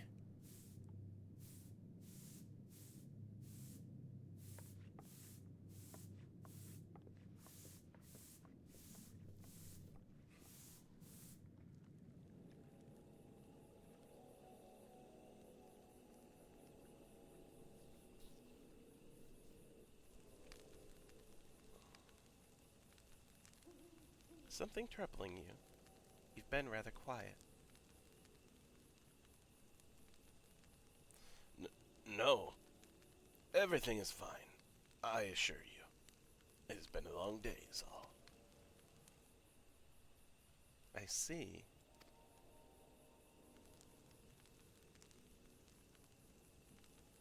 Stola, thank goodness you're still here.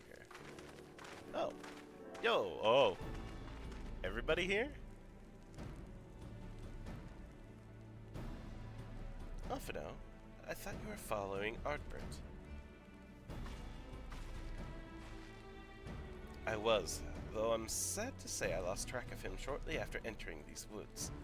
He seems determined to traverse every ilm of Norvrent in his quest to spread the truth of the Warriors of the Light and the Flood. And it seems news of your address at the Crystarium precedes him at every destination, making his task all the more simple. The grumpy look on my face like, It remains to be seen to what end he encourages the people to become Warriors of Light themselves.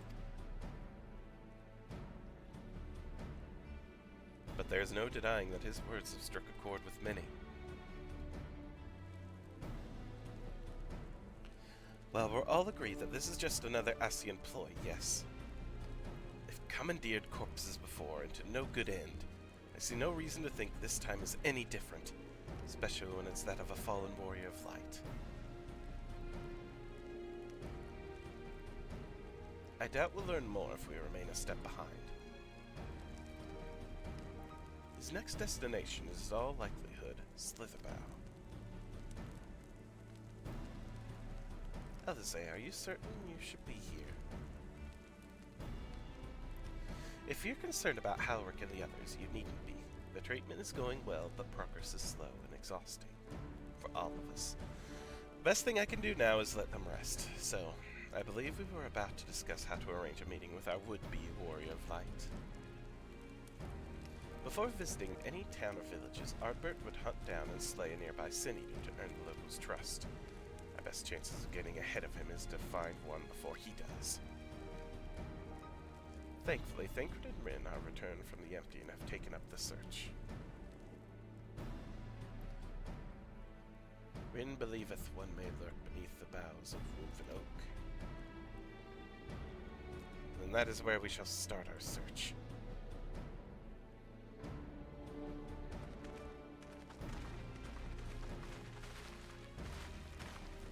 Master Matoya.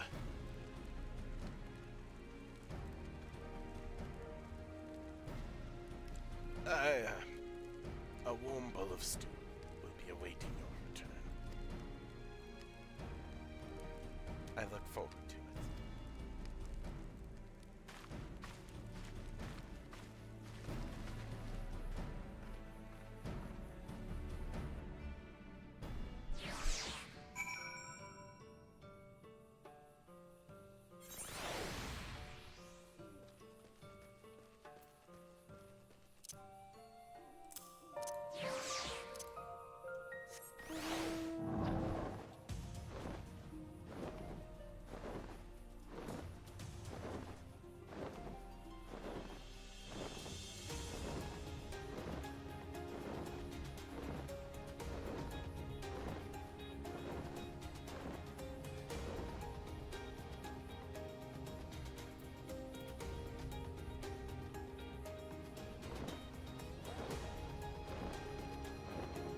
Yep, already dead.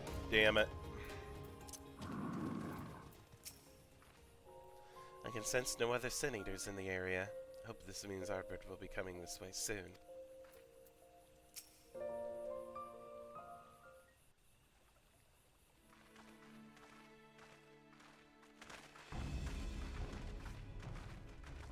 If you were hoping to vent your frustrations on our Issa friend here, I can only apologize.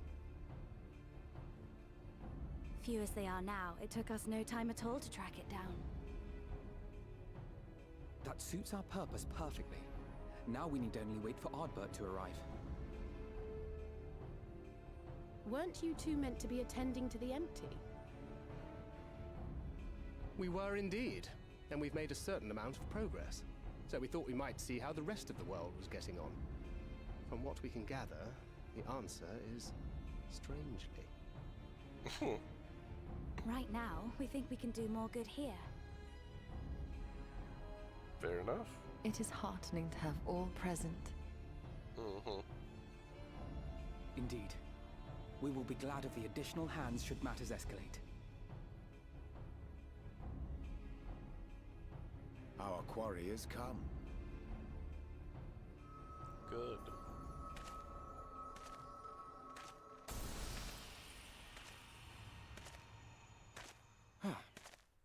It seems I've lost this particular race.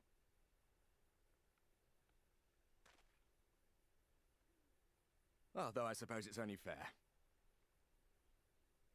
When we first met, it was I who outpaced you.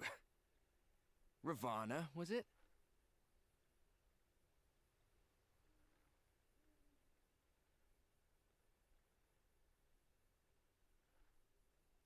But where are my manners? I wouldn't be here were it not for you, and I have yet to say a word of thanks.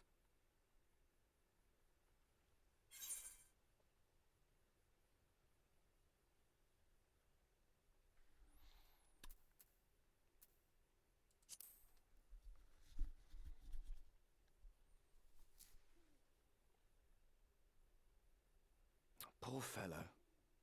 He will be sorely missed. I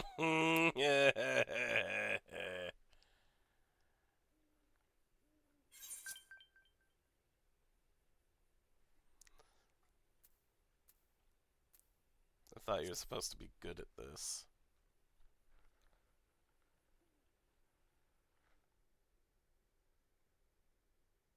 Very well. Let us forego this pretense. After all, it was never you that I needed to deceive.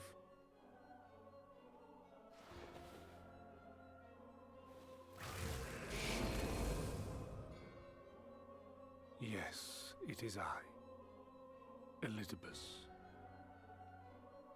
Through your time in Emet-Selk's imitation of our home, I dare say you have gained a better understanding of my role since last we met.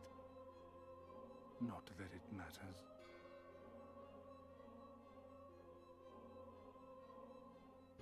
We understand your role, emissary, but not your goal. What is it that you seek to achieve? I seek to enact the will of the Convocation, of course. If it helps you to think of me as but another Ascian, no different in nature or purpose from the rest, you are welcome to do so. Once, I would have said your goal was destruction alone. Now I understand that you fight for something you love, just as we do. Yet though we seem doomed to clash, remember that we once lived, he said. Had he not seen some glimmer of hope in our kind, I do not believe he would have spoken thus. No worries. It's fine. Sorry. None better understood your plight than he. His words must surely be worthy of your consideration.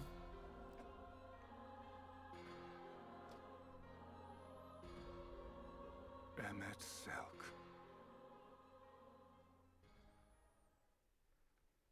How very unlike you to err so gravely.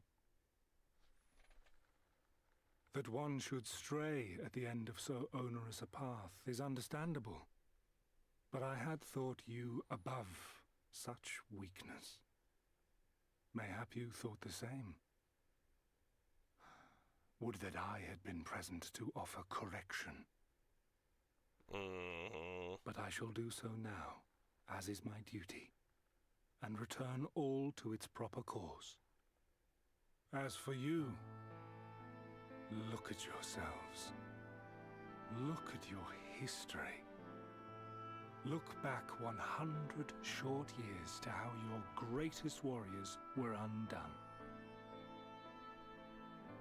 And now, at but a word from me, you raise your hands in answer like the puppets you are. Naught has changed. You fail, and you fail, and you learn nothing. Allow that which is most important to slip through your fumbling fingers like so many grains of sand, again and again and again, and you would remember us.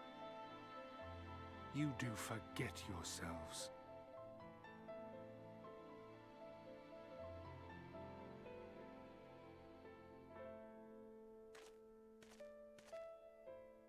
There is no common ground to be found between you and I, nor do I require any.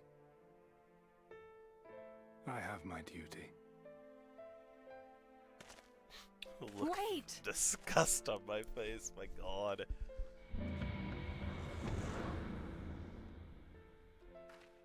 Oh gosh.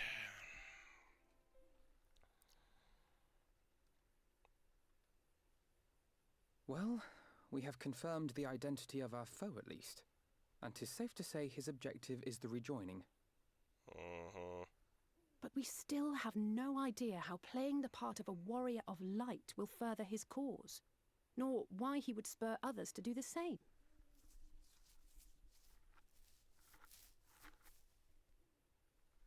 Another visit to the Tempest may shed some light upon these mysteries. Whether we are to exchange words or blows with Elidibus at our next meeting, the fact remains, we know too little. Ere our paths cross again, I would learn more of the world that once was, and of Elidibus himself. Oh, I'm just thinking. In this, we would be best served going directly to his home. Plus, I'm still much as kind of Emmett sick, Selk so came I to am a ours. little low energy. But I'm still Though very I much see the interested. wisdom in thy suggestion, the Amarot we visited is but a phantom born of Emmett Selk's memory. I fear it will teach us little that we do not already know. Plus, I'm not super happy I that quite they're agree. using Ardbert Yet like the ruins this. of the actual city Kinda remain pissing me unexplored. off a little. Given the vastness of the Tempest, I should not be surprised were there more such structures like to those in which the Ondo reside.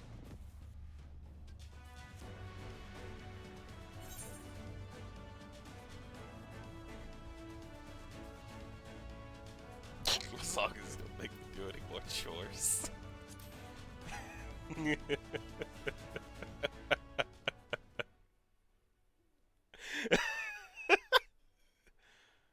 Keep that up and I'll send you to bed without supper. They all looked at me. Assuming we are all in agreement, then I suggest we first pay a visit to the Oh If gosh. anyone can tell us where more That's ruins are to be okay, found, Vanilla, no it is them. worries. Oh goodness.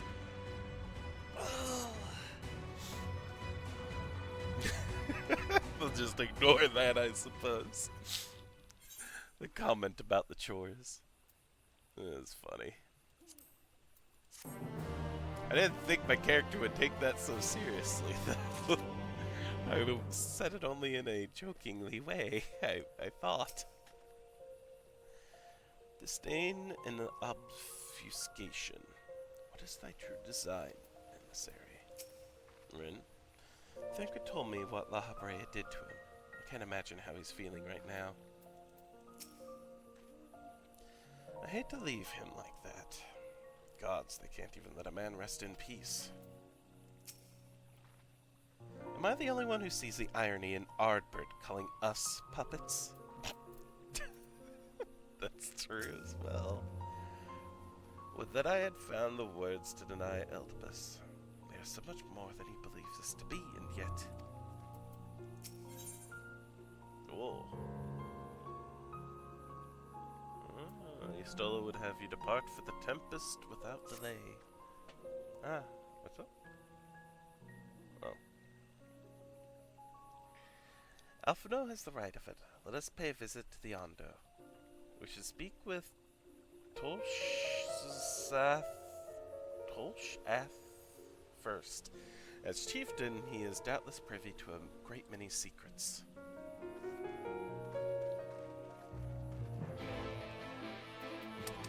Are we gonna be able to breathe underwater? under the water? We were able to before because... Okay, we're still fine. Is this permanent then? Did we just mess up these folks' lives? I feel kind of bad. Thank you for the repair.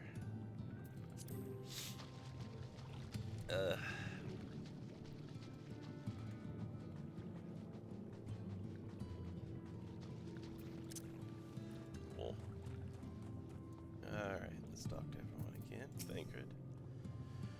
Last time we were here, the Ondo sent us to slay a massive creature. It was as large as a leviathan, twice as angry, and yes, of course I jest, it was only half as large. I'm glad to have the opportunity to visit Tempest again. It's so lovely here, like a different world entirely. Mayhap we shall find the secrets we seek in these depths, should their keepers consent to aiding us. Perhaps we might look in on Posh Spoon while we're in the area. Don't be shy now. I'm always shy. This place feels much less ominous than the first time we were here.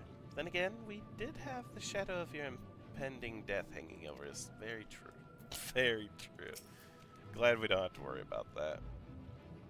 I have sent for no finless ones. Perhaps you instead come seeking something of us.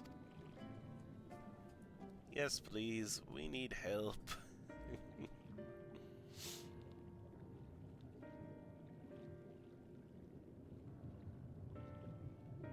Ruins which your kind have yet to explore. I see. I know of one such place. Alas, under these circumstances, I am afraid we can spare none to guide you there. In what circumstances are these? Rather than hunt for their own meals, the Benthos have pillaged our stores of Meniri liver. They must be okay, so we just need to beat up some things for liver. Got it. The Benthos, a particularly violent tribe of Ondo, if I recall? A band of bottom feeders. We all lost much in the flood, but while others work to rebuild, they resort to thievery and murder. Revenge, they call it, when they prey upon your kind. But do not be fooled. They care not who they harm. Would that we had the warriors to challenge them. This is not the first time they have stolen from us, but there is no resource more precious than liver. All must dedicate themselves to the hunt. Unless, of course, we were to reclaim the livers for you. Seems a fitting payment for vital information, does it not? Moreover, one could argue that by employing Bishmar to reach these depths, thereby driving back the waters, we are in part responsible for the deeds of those driven to desperate ends by the changing climes.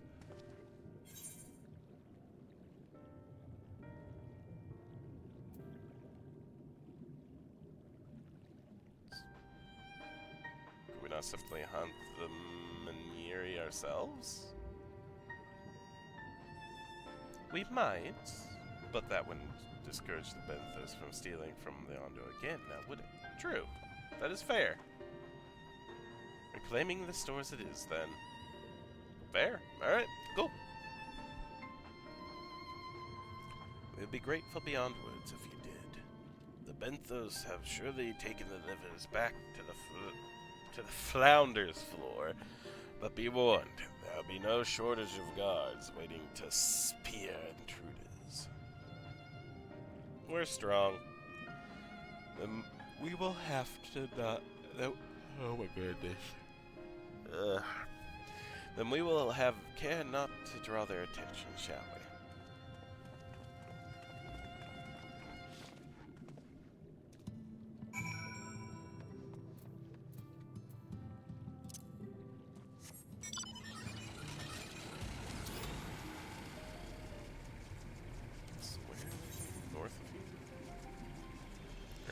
Northwest, I suppose. I guess guess I've never been there. Okay.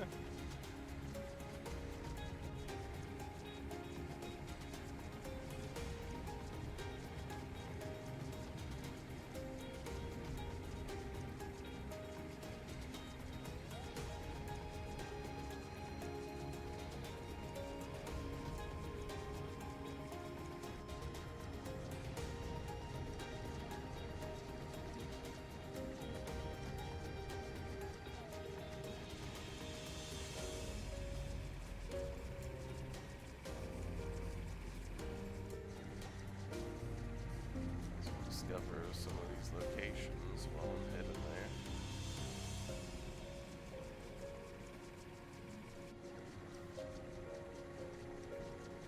Free experience is always nice.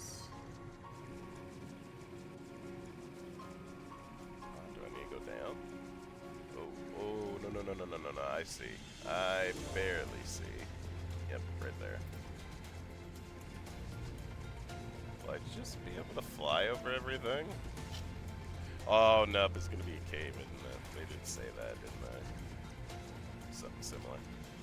Or no, never mind.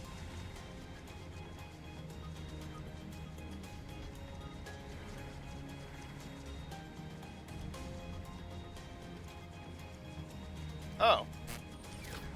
Everyone's all kind of spread out. Neat. Okay. On Jay. Rin scaled the wall with remarkable swiftness. Thancred taught her well. Wait, she climbed up there? Can I just walk past, or do I need to fight? Should I? Nope, I need to fight. Do I need to bring Kane out?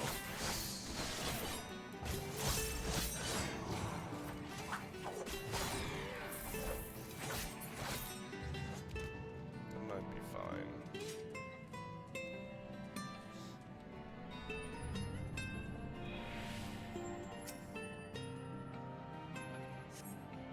Box are filled with assorted vegetables. Liver is not a vegetable.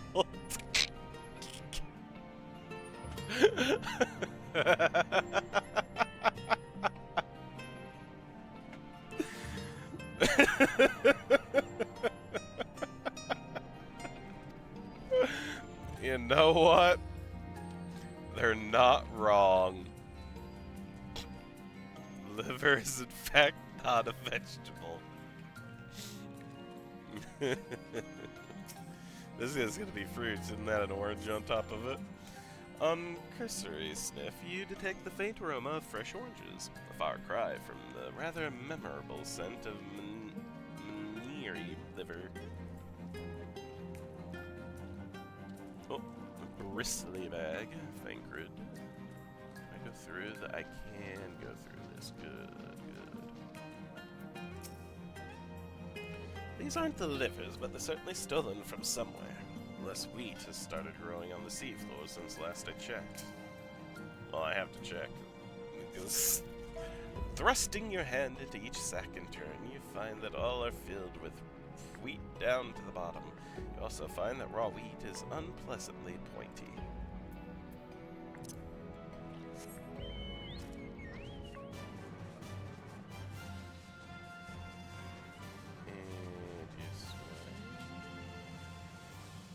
Bulbous bag.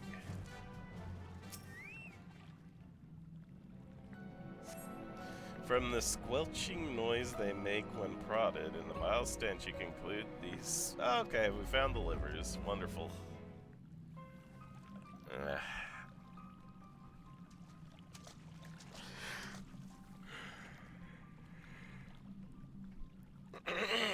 Are those them?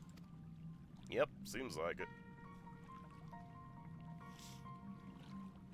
Perhaps you've deduced this already, but it seems the Benthos have been raiding collusion storehouses as well as those of the Ondo. Oranges, pumpkins, wheat. But we can discuss this after we see the liver safely back to Tolsh's aunt. Wouldn't do to keep him in suspense.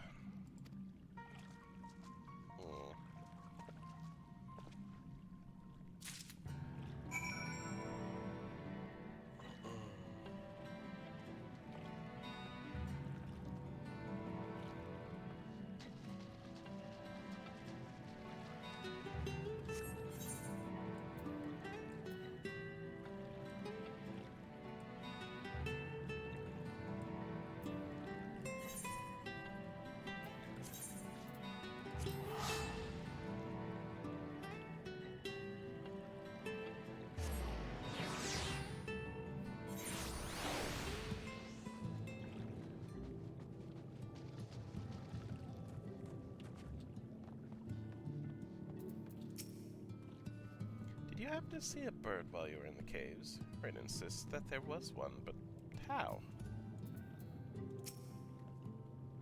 I know it sounds strange, but there really was a bird in those caves.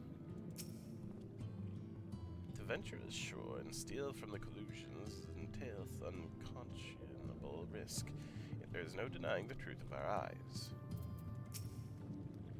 So the Benthos have been stealing supplies from the collusions. I have a feeling there's more to this. I'm glad you had better luck than I did. I spent the whole time fighting one Benthos after another. Oh god. I'm relieved to see you unspeared. This bulging sack makes a truly heinous squelching noise if you heft it over your shoulder. Ugh. That's horrible.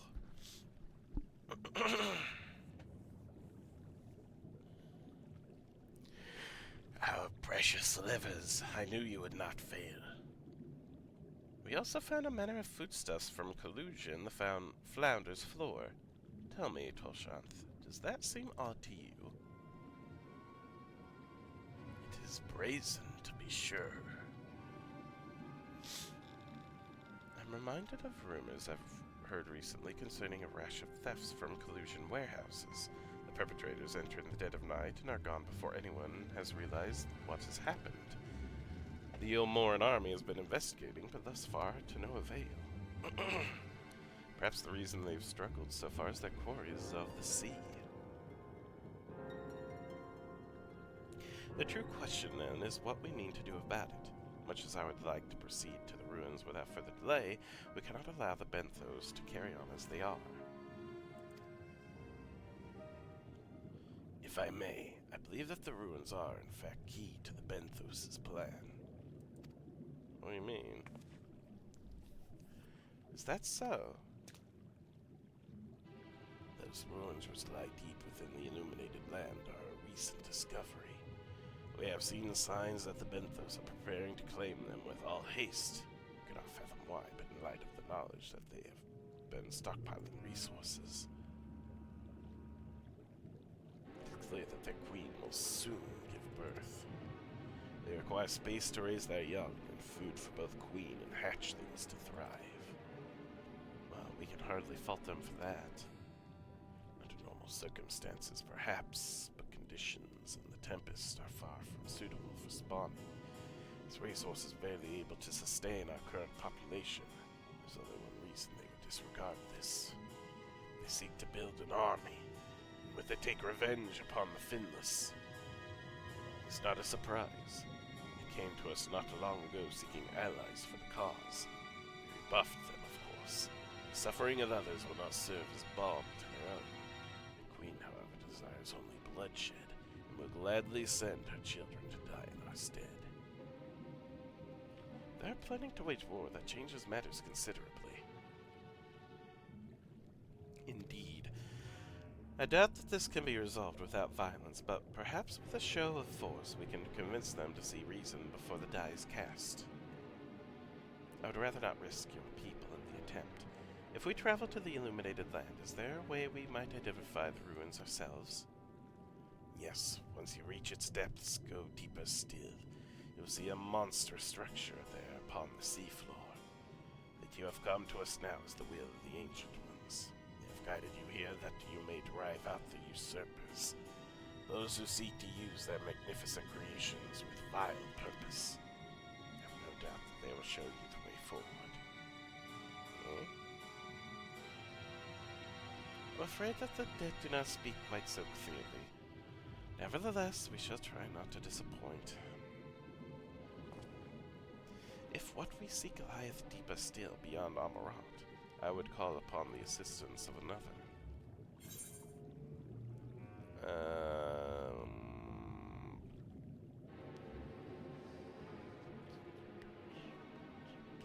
Slaying.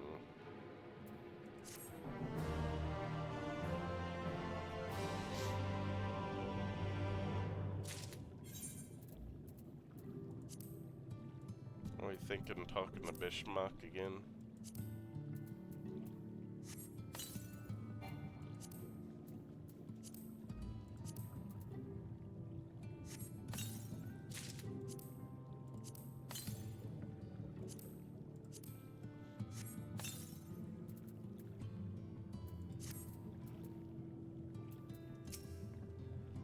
Why do these problems always turn out to be so much more complex than they seem?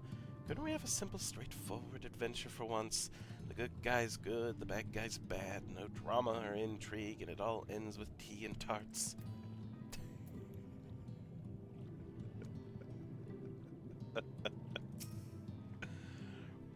The will of the ancients, if only it were so simple. It doesn't feel all that honorable or heroic to strike first, but it leads to less bloodshed in the end. Is it wrong of me to be a bit excited? I know the circumstances are grave, but imagine what those ruins might hold. We don't care for what happened in Limsa to be repeated a world way. The Benthos know not what they do. Andre has a mind to call on an old friend. Though our course hath been decided, to pursue it, we must needs beseech the aid of a friend. I speak of Bismarck. Pray follow me to Sullen, that we might seek an audience with him once more. Cool, I can go.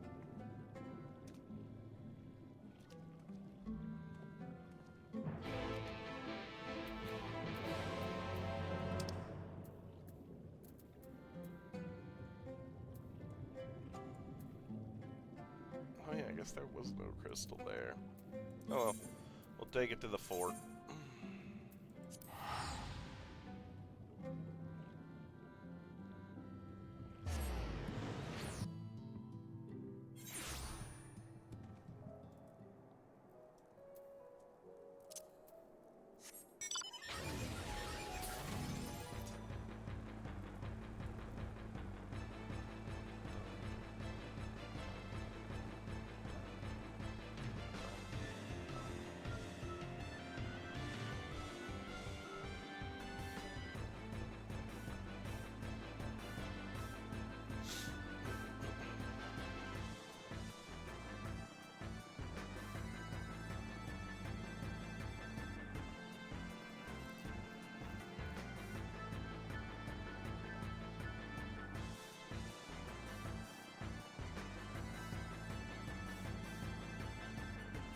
Thirstless shore.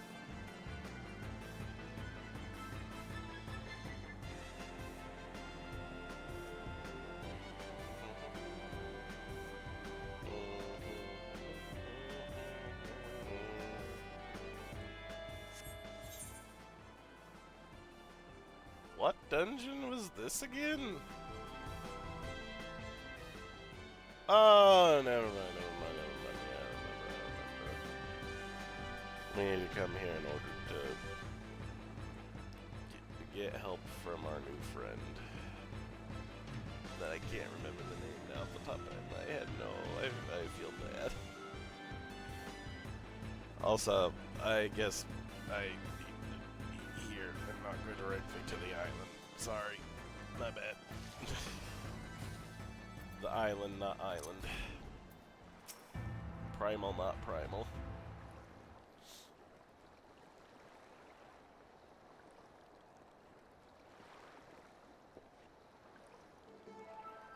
From here we press onward to the Isle of Ken. Myself shall proceed on foot. You've perfected your technique then? Just so. The water will be as glass beneath my feet, and provideth purchase, fragile yet true. Watch closely. Oh, I certainly shall. Come on, Istola. Forgive me, but would it not be easier to perfect your swimming technique? Aye, 'twould be a pity if you drowned. Truly.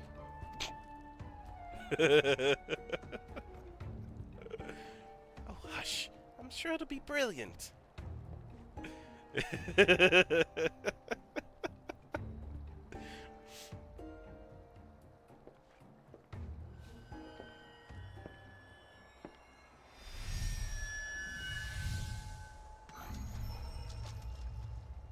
Whoa. He's done it! Incredible!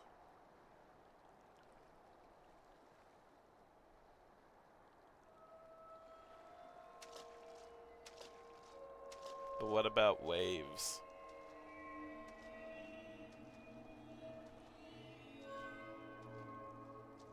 I feel you didn't take into account waves. Oh. Buddy. Buddy! You're on J! Oh, for the love of...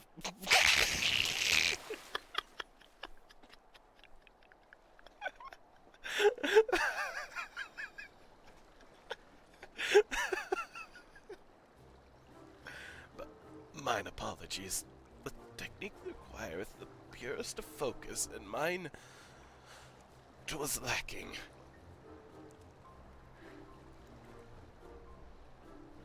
To perfect this magic, I went so far as to deal with the Fwath, and with their aid, mine efforts finally met with success, albeit on a single occasion.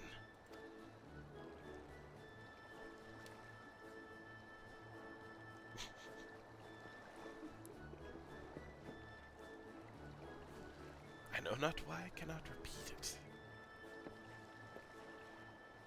Thought I saw you waver a bit towards the end there. Perhaps you're simply tired? Oh, God. Thancred? Oh, God.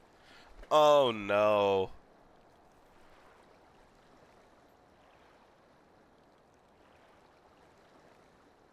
Are they having issues? Is it finally time for issues to be had because of their spirits not in their bodies?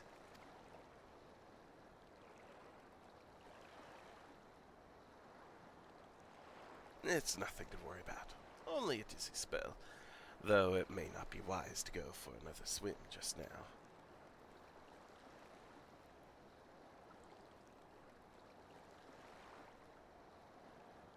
Thankfully, we have an alternative. A wonderful little invention, I'm certain you'll agree. The boat. The boat!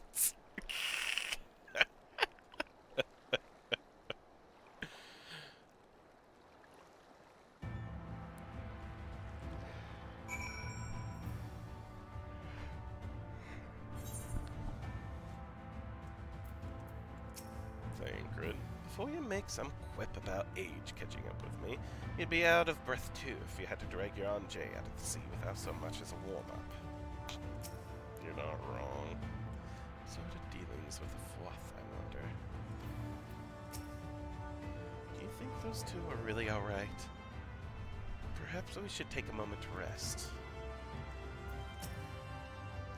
I must admit, I'd been keen to attempt walking on water myself, though I know what Alize would say. I'll stick to swimming, thank you very much.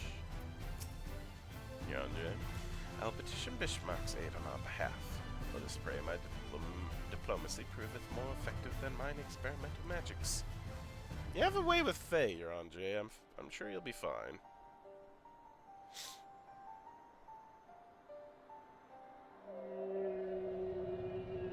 Well, you speak with the voice of the king, little neighbors. I will not deny you. As before, if you seek what sleeps beneath the sea yet.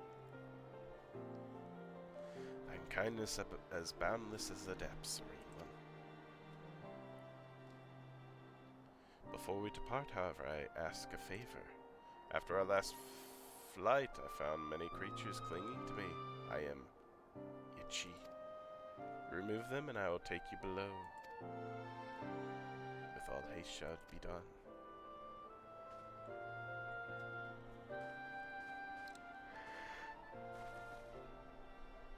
So, did he agree? Aye, though I agree to a favor in kind. Regrettably, 'tis not one I possess the power to grant. Bismarck hath asked us to cleanse his underbelly of barnacles. Alas, one must needs dive beneath the surface to do so. Even if I could master the power to walk upon it, it would avail me not. Oh, for heaven's sake, is that all? Shent and I are more than capable of that. With the Kojin's blessings, we'll have done it in moments, and better that than standing here and listening to this nonsense. I'll take the right, you take the left, now go. Okay, okay. Oh my goodness.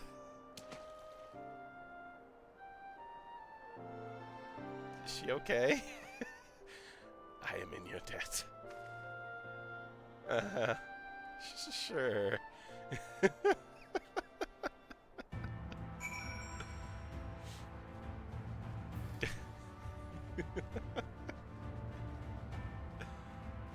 We, oh, wait, no, we,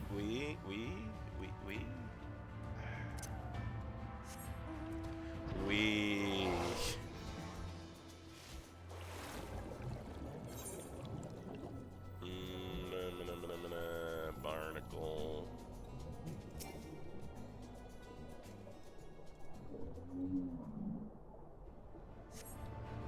After a good deal of prying from various angles, you dislodge the barnacle.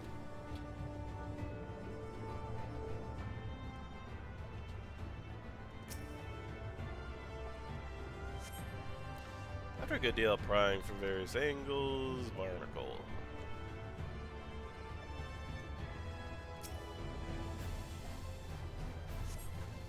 Various angles, barnacle. Let's see if Alizé is still down here though. Let's see if she has anything to say. I'm curious. I'm gonna go try to get to the other side of them. Oh no, no, no, no, no, no. I don't want to go above. That might start something. I want to get to the other side of our fishy friend.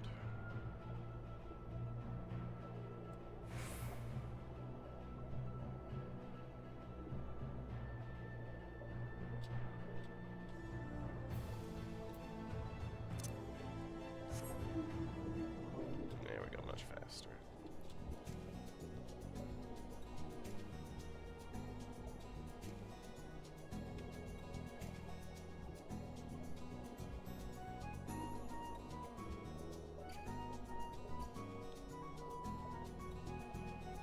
Okay, I guess not. Oh well. Uh-oh. The pain, it hurts. Oh, God.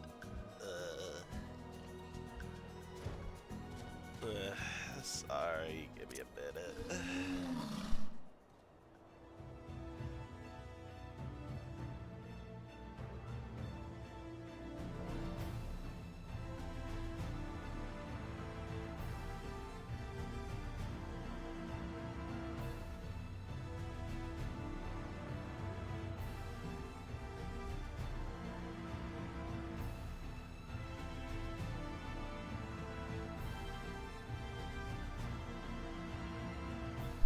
Okay, I think I'm better. At least a little bit.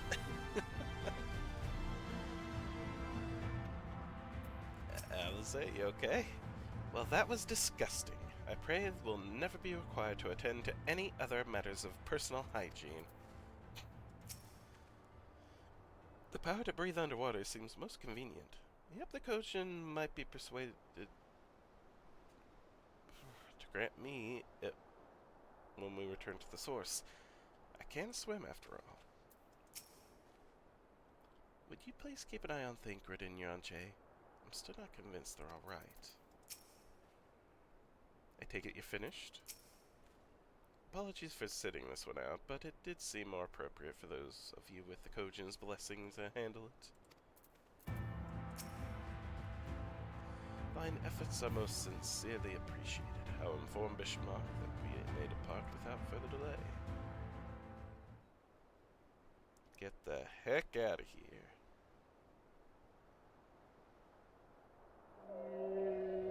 Well, much better. Thank you, little neighbors. I remember a long time ago another did this favor for me. After the flood, when I chose this spot for my slumber, he came and made a home on my back. Ken was his name. When I grew itchy, I stirred, but he was not afraid. No, he asked me what was wrong. I told him of the creatures clinging to my belly, the into the water. He helped me. He was my friend. He told me he wished to live in peace, away from his people and their wars. This I understood. I treasured our time together, brief though it was.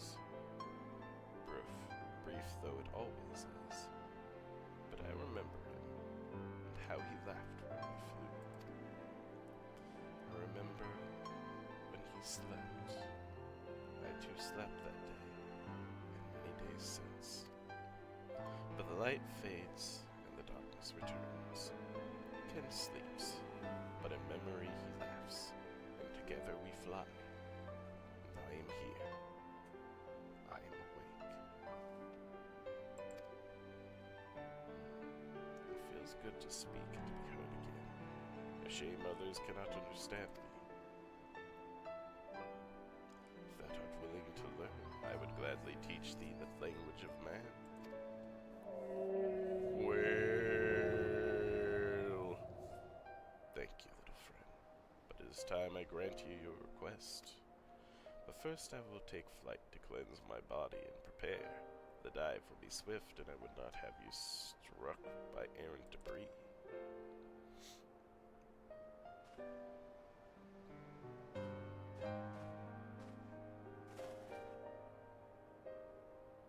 So this island was named for a man who easily the past is forgotten.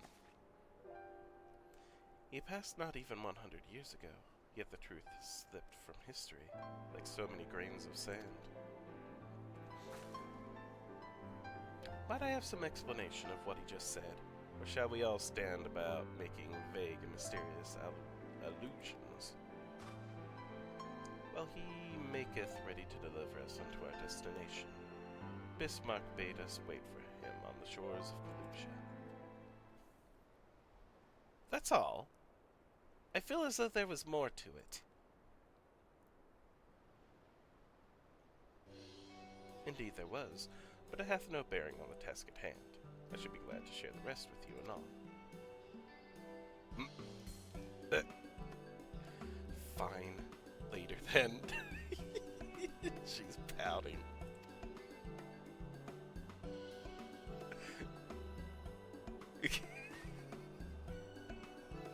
I love them so much. If Bismarck requires time to prepare, might I suggest a short respite? For Yonjay and Thancred in particular. I require no such thing. I am the picture of perfect health. Mine was but a momentary lapse in concentration. Worry not on my account. You mustn't push yourself so. Please rest. For me... Can you say no to that, Thancred? Oh, all right, if you insist.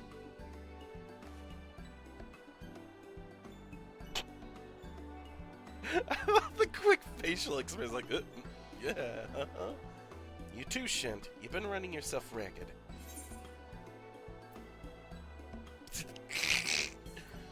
But I feel fine. Just go quietly, Shint. Trust me. Eh? Oh my gosh. Alright. In that case, I leave the old men in your care. The rest of us will meet you at the split hole anon. What the frick?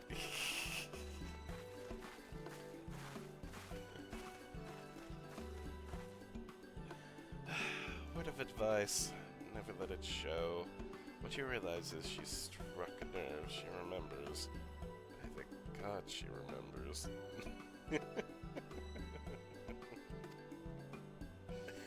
In any case, if we must be made to rest, I know a place in the saloon that's better for it than most. Come with me.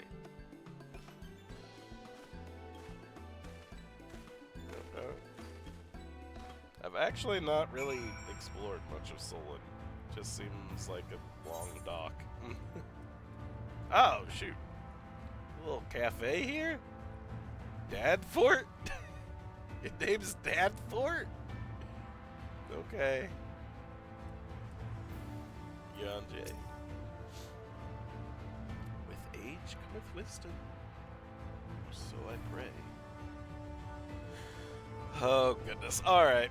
I think I'll stop here for today, and we'll pick this back up next time. Yes. Yes, very yes. We learned much, like I thought.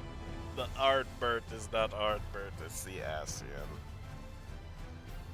Eldbus. God damn it. Again, more than likely I'm... Sorry, my gosh. I feel like he's, again, just trying to...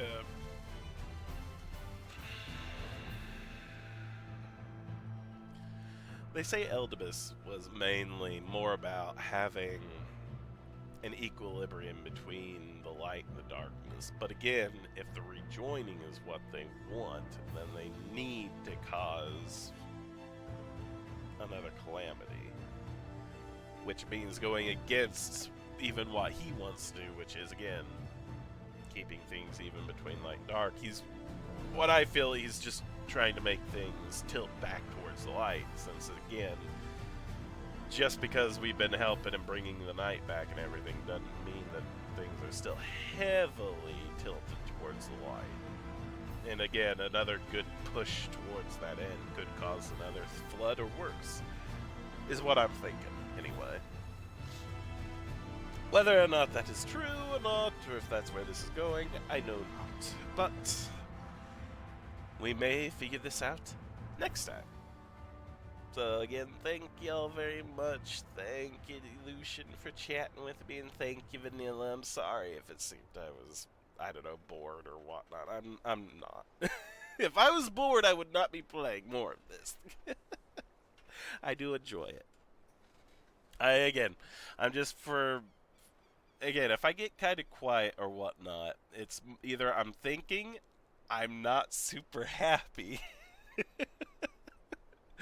or I'm not feeling great. And it was kind of a combination of all three this time, I feel. Because again, I got this head cold going on right now that I'm still fighting. And again, I wasn't happy with the fake Ardbert, because again, Ardbert through this whole thing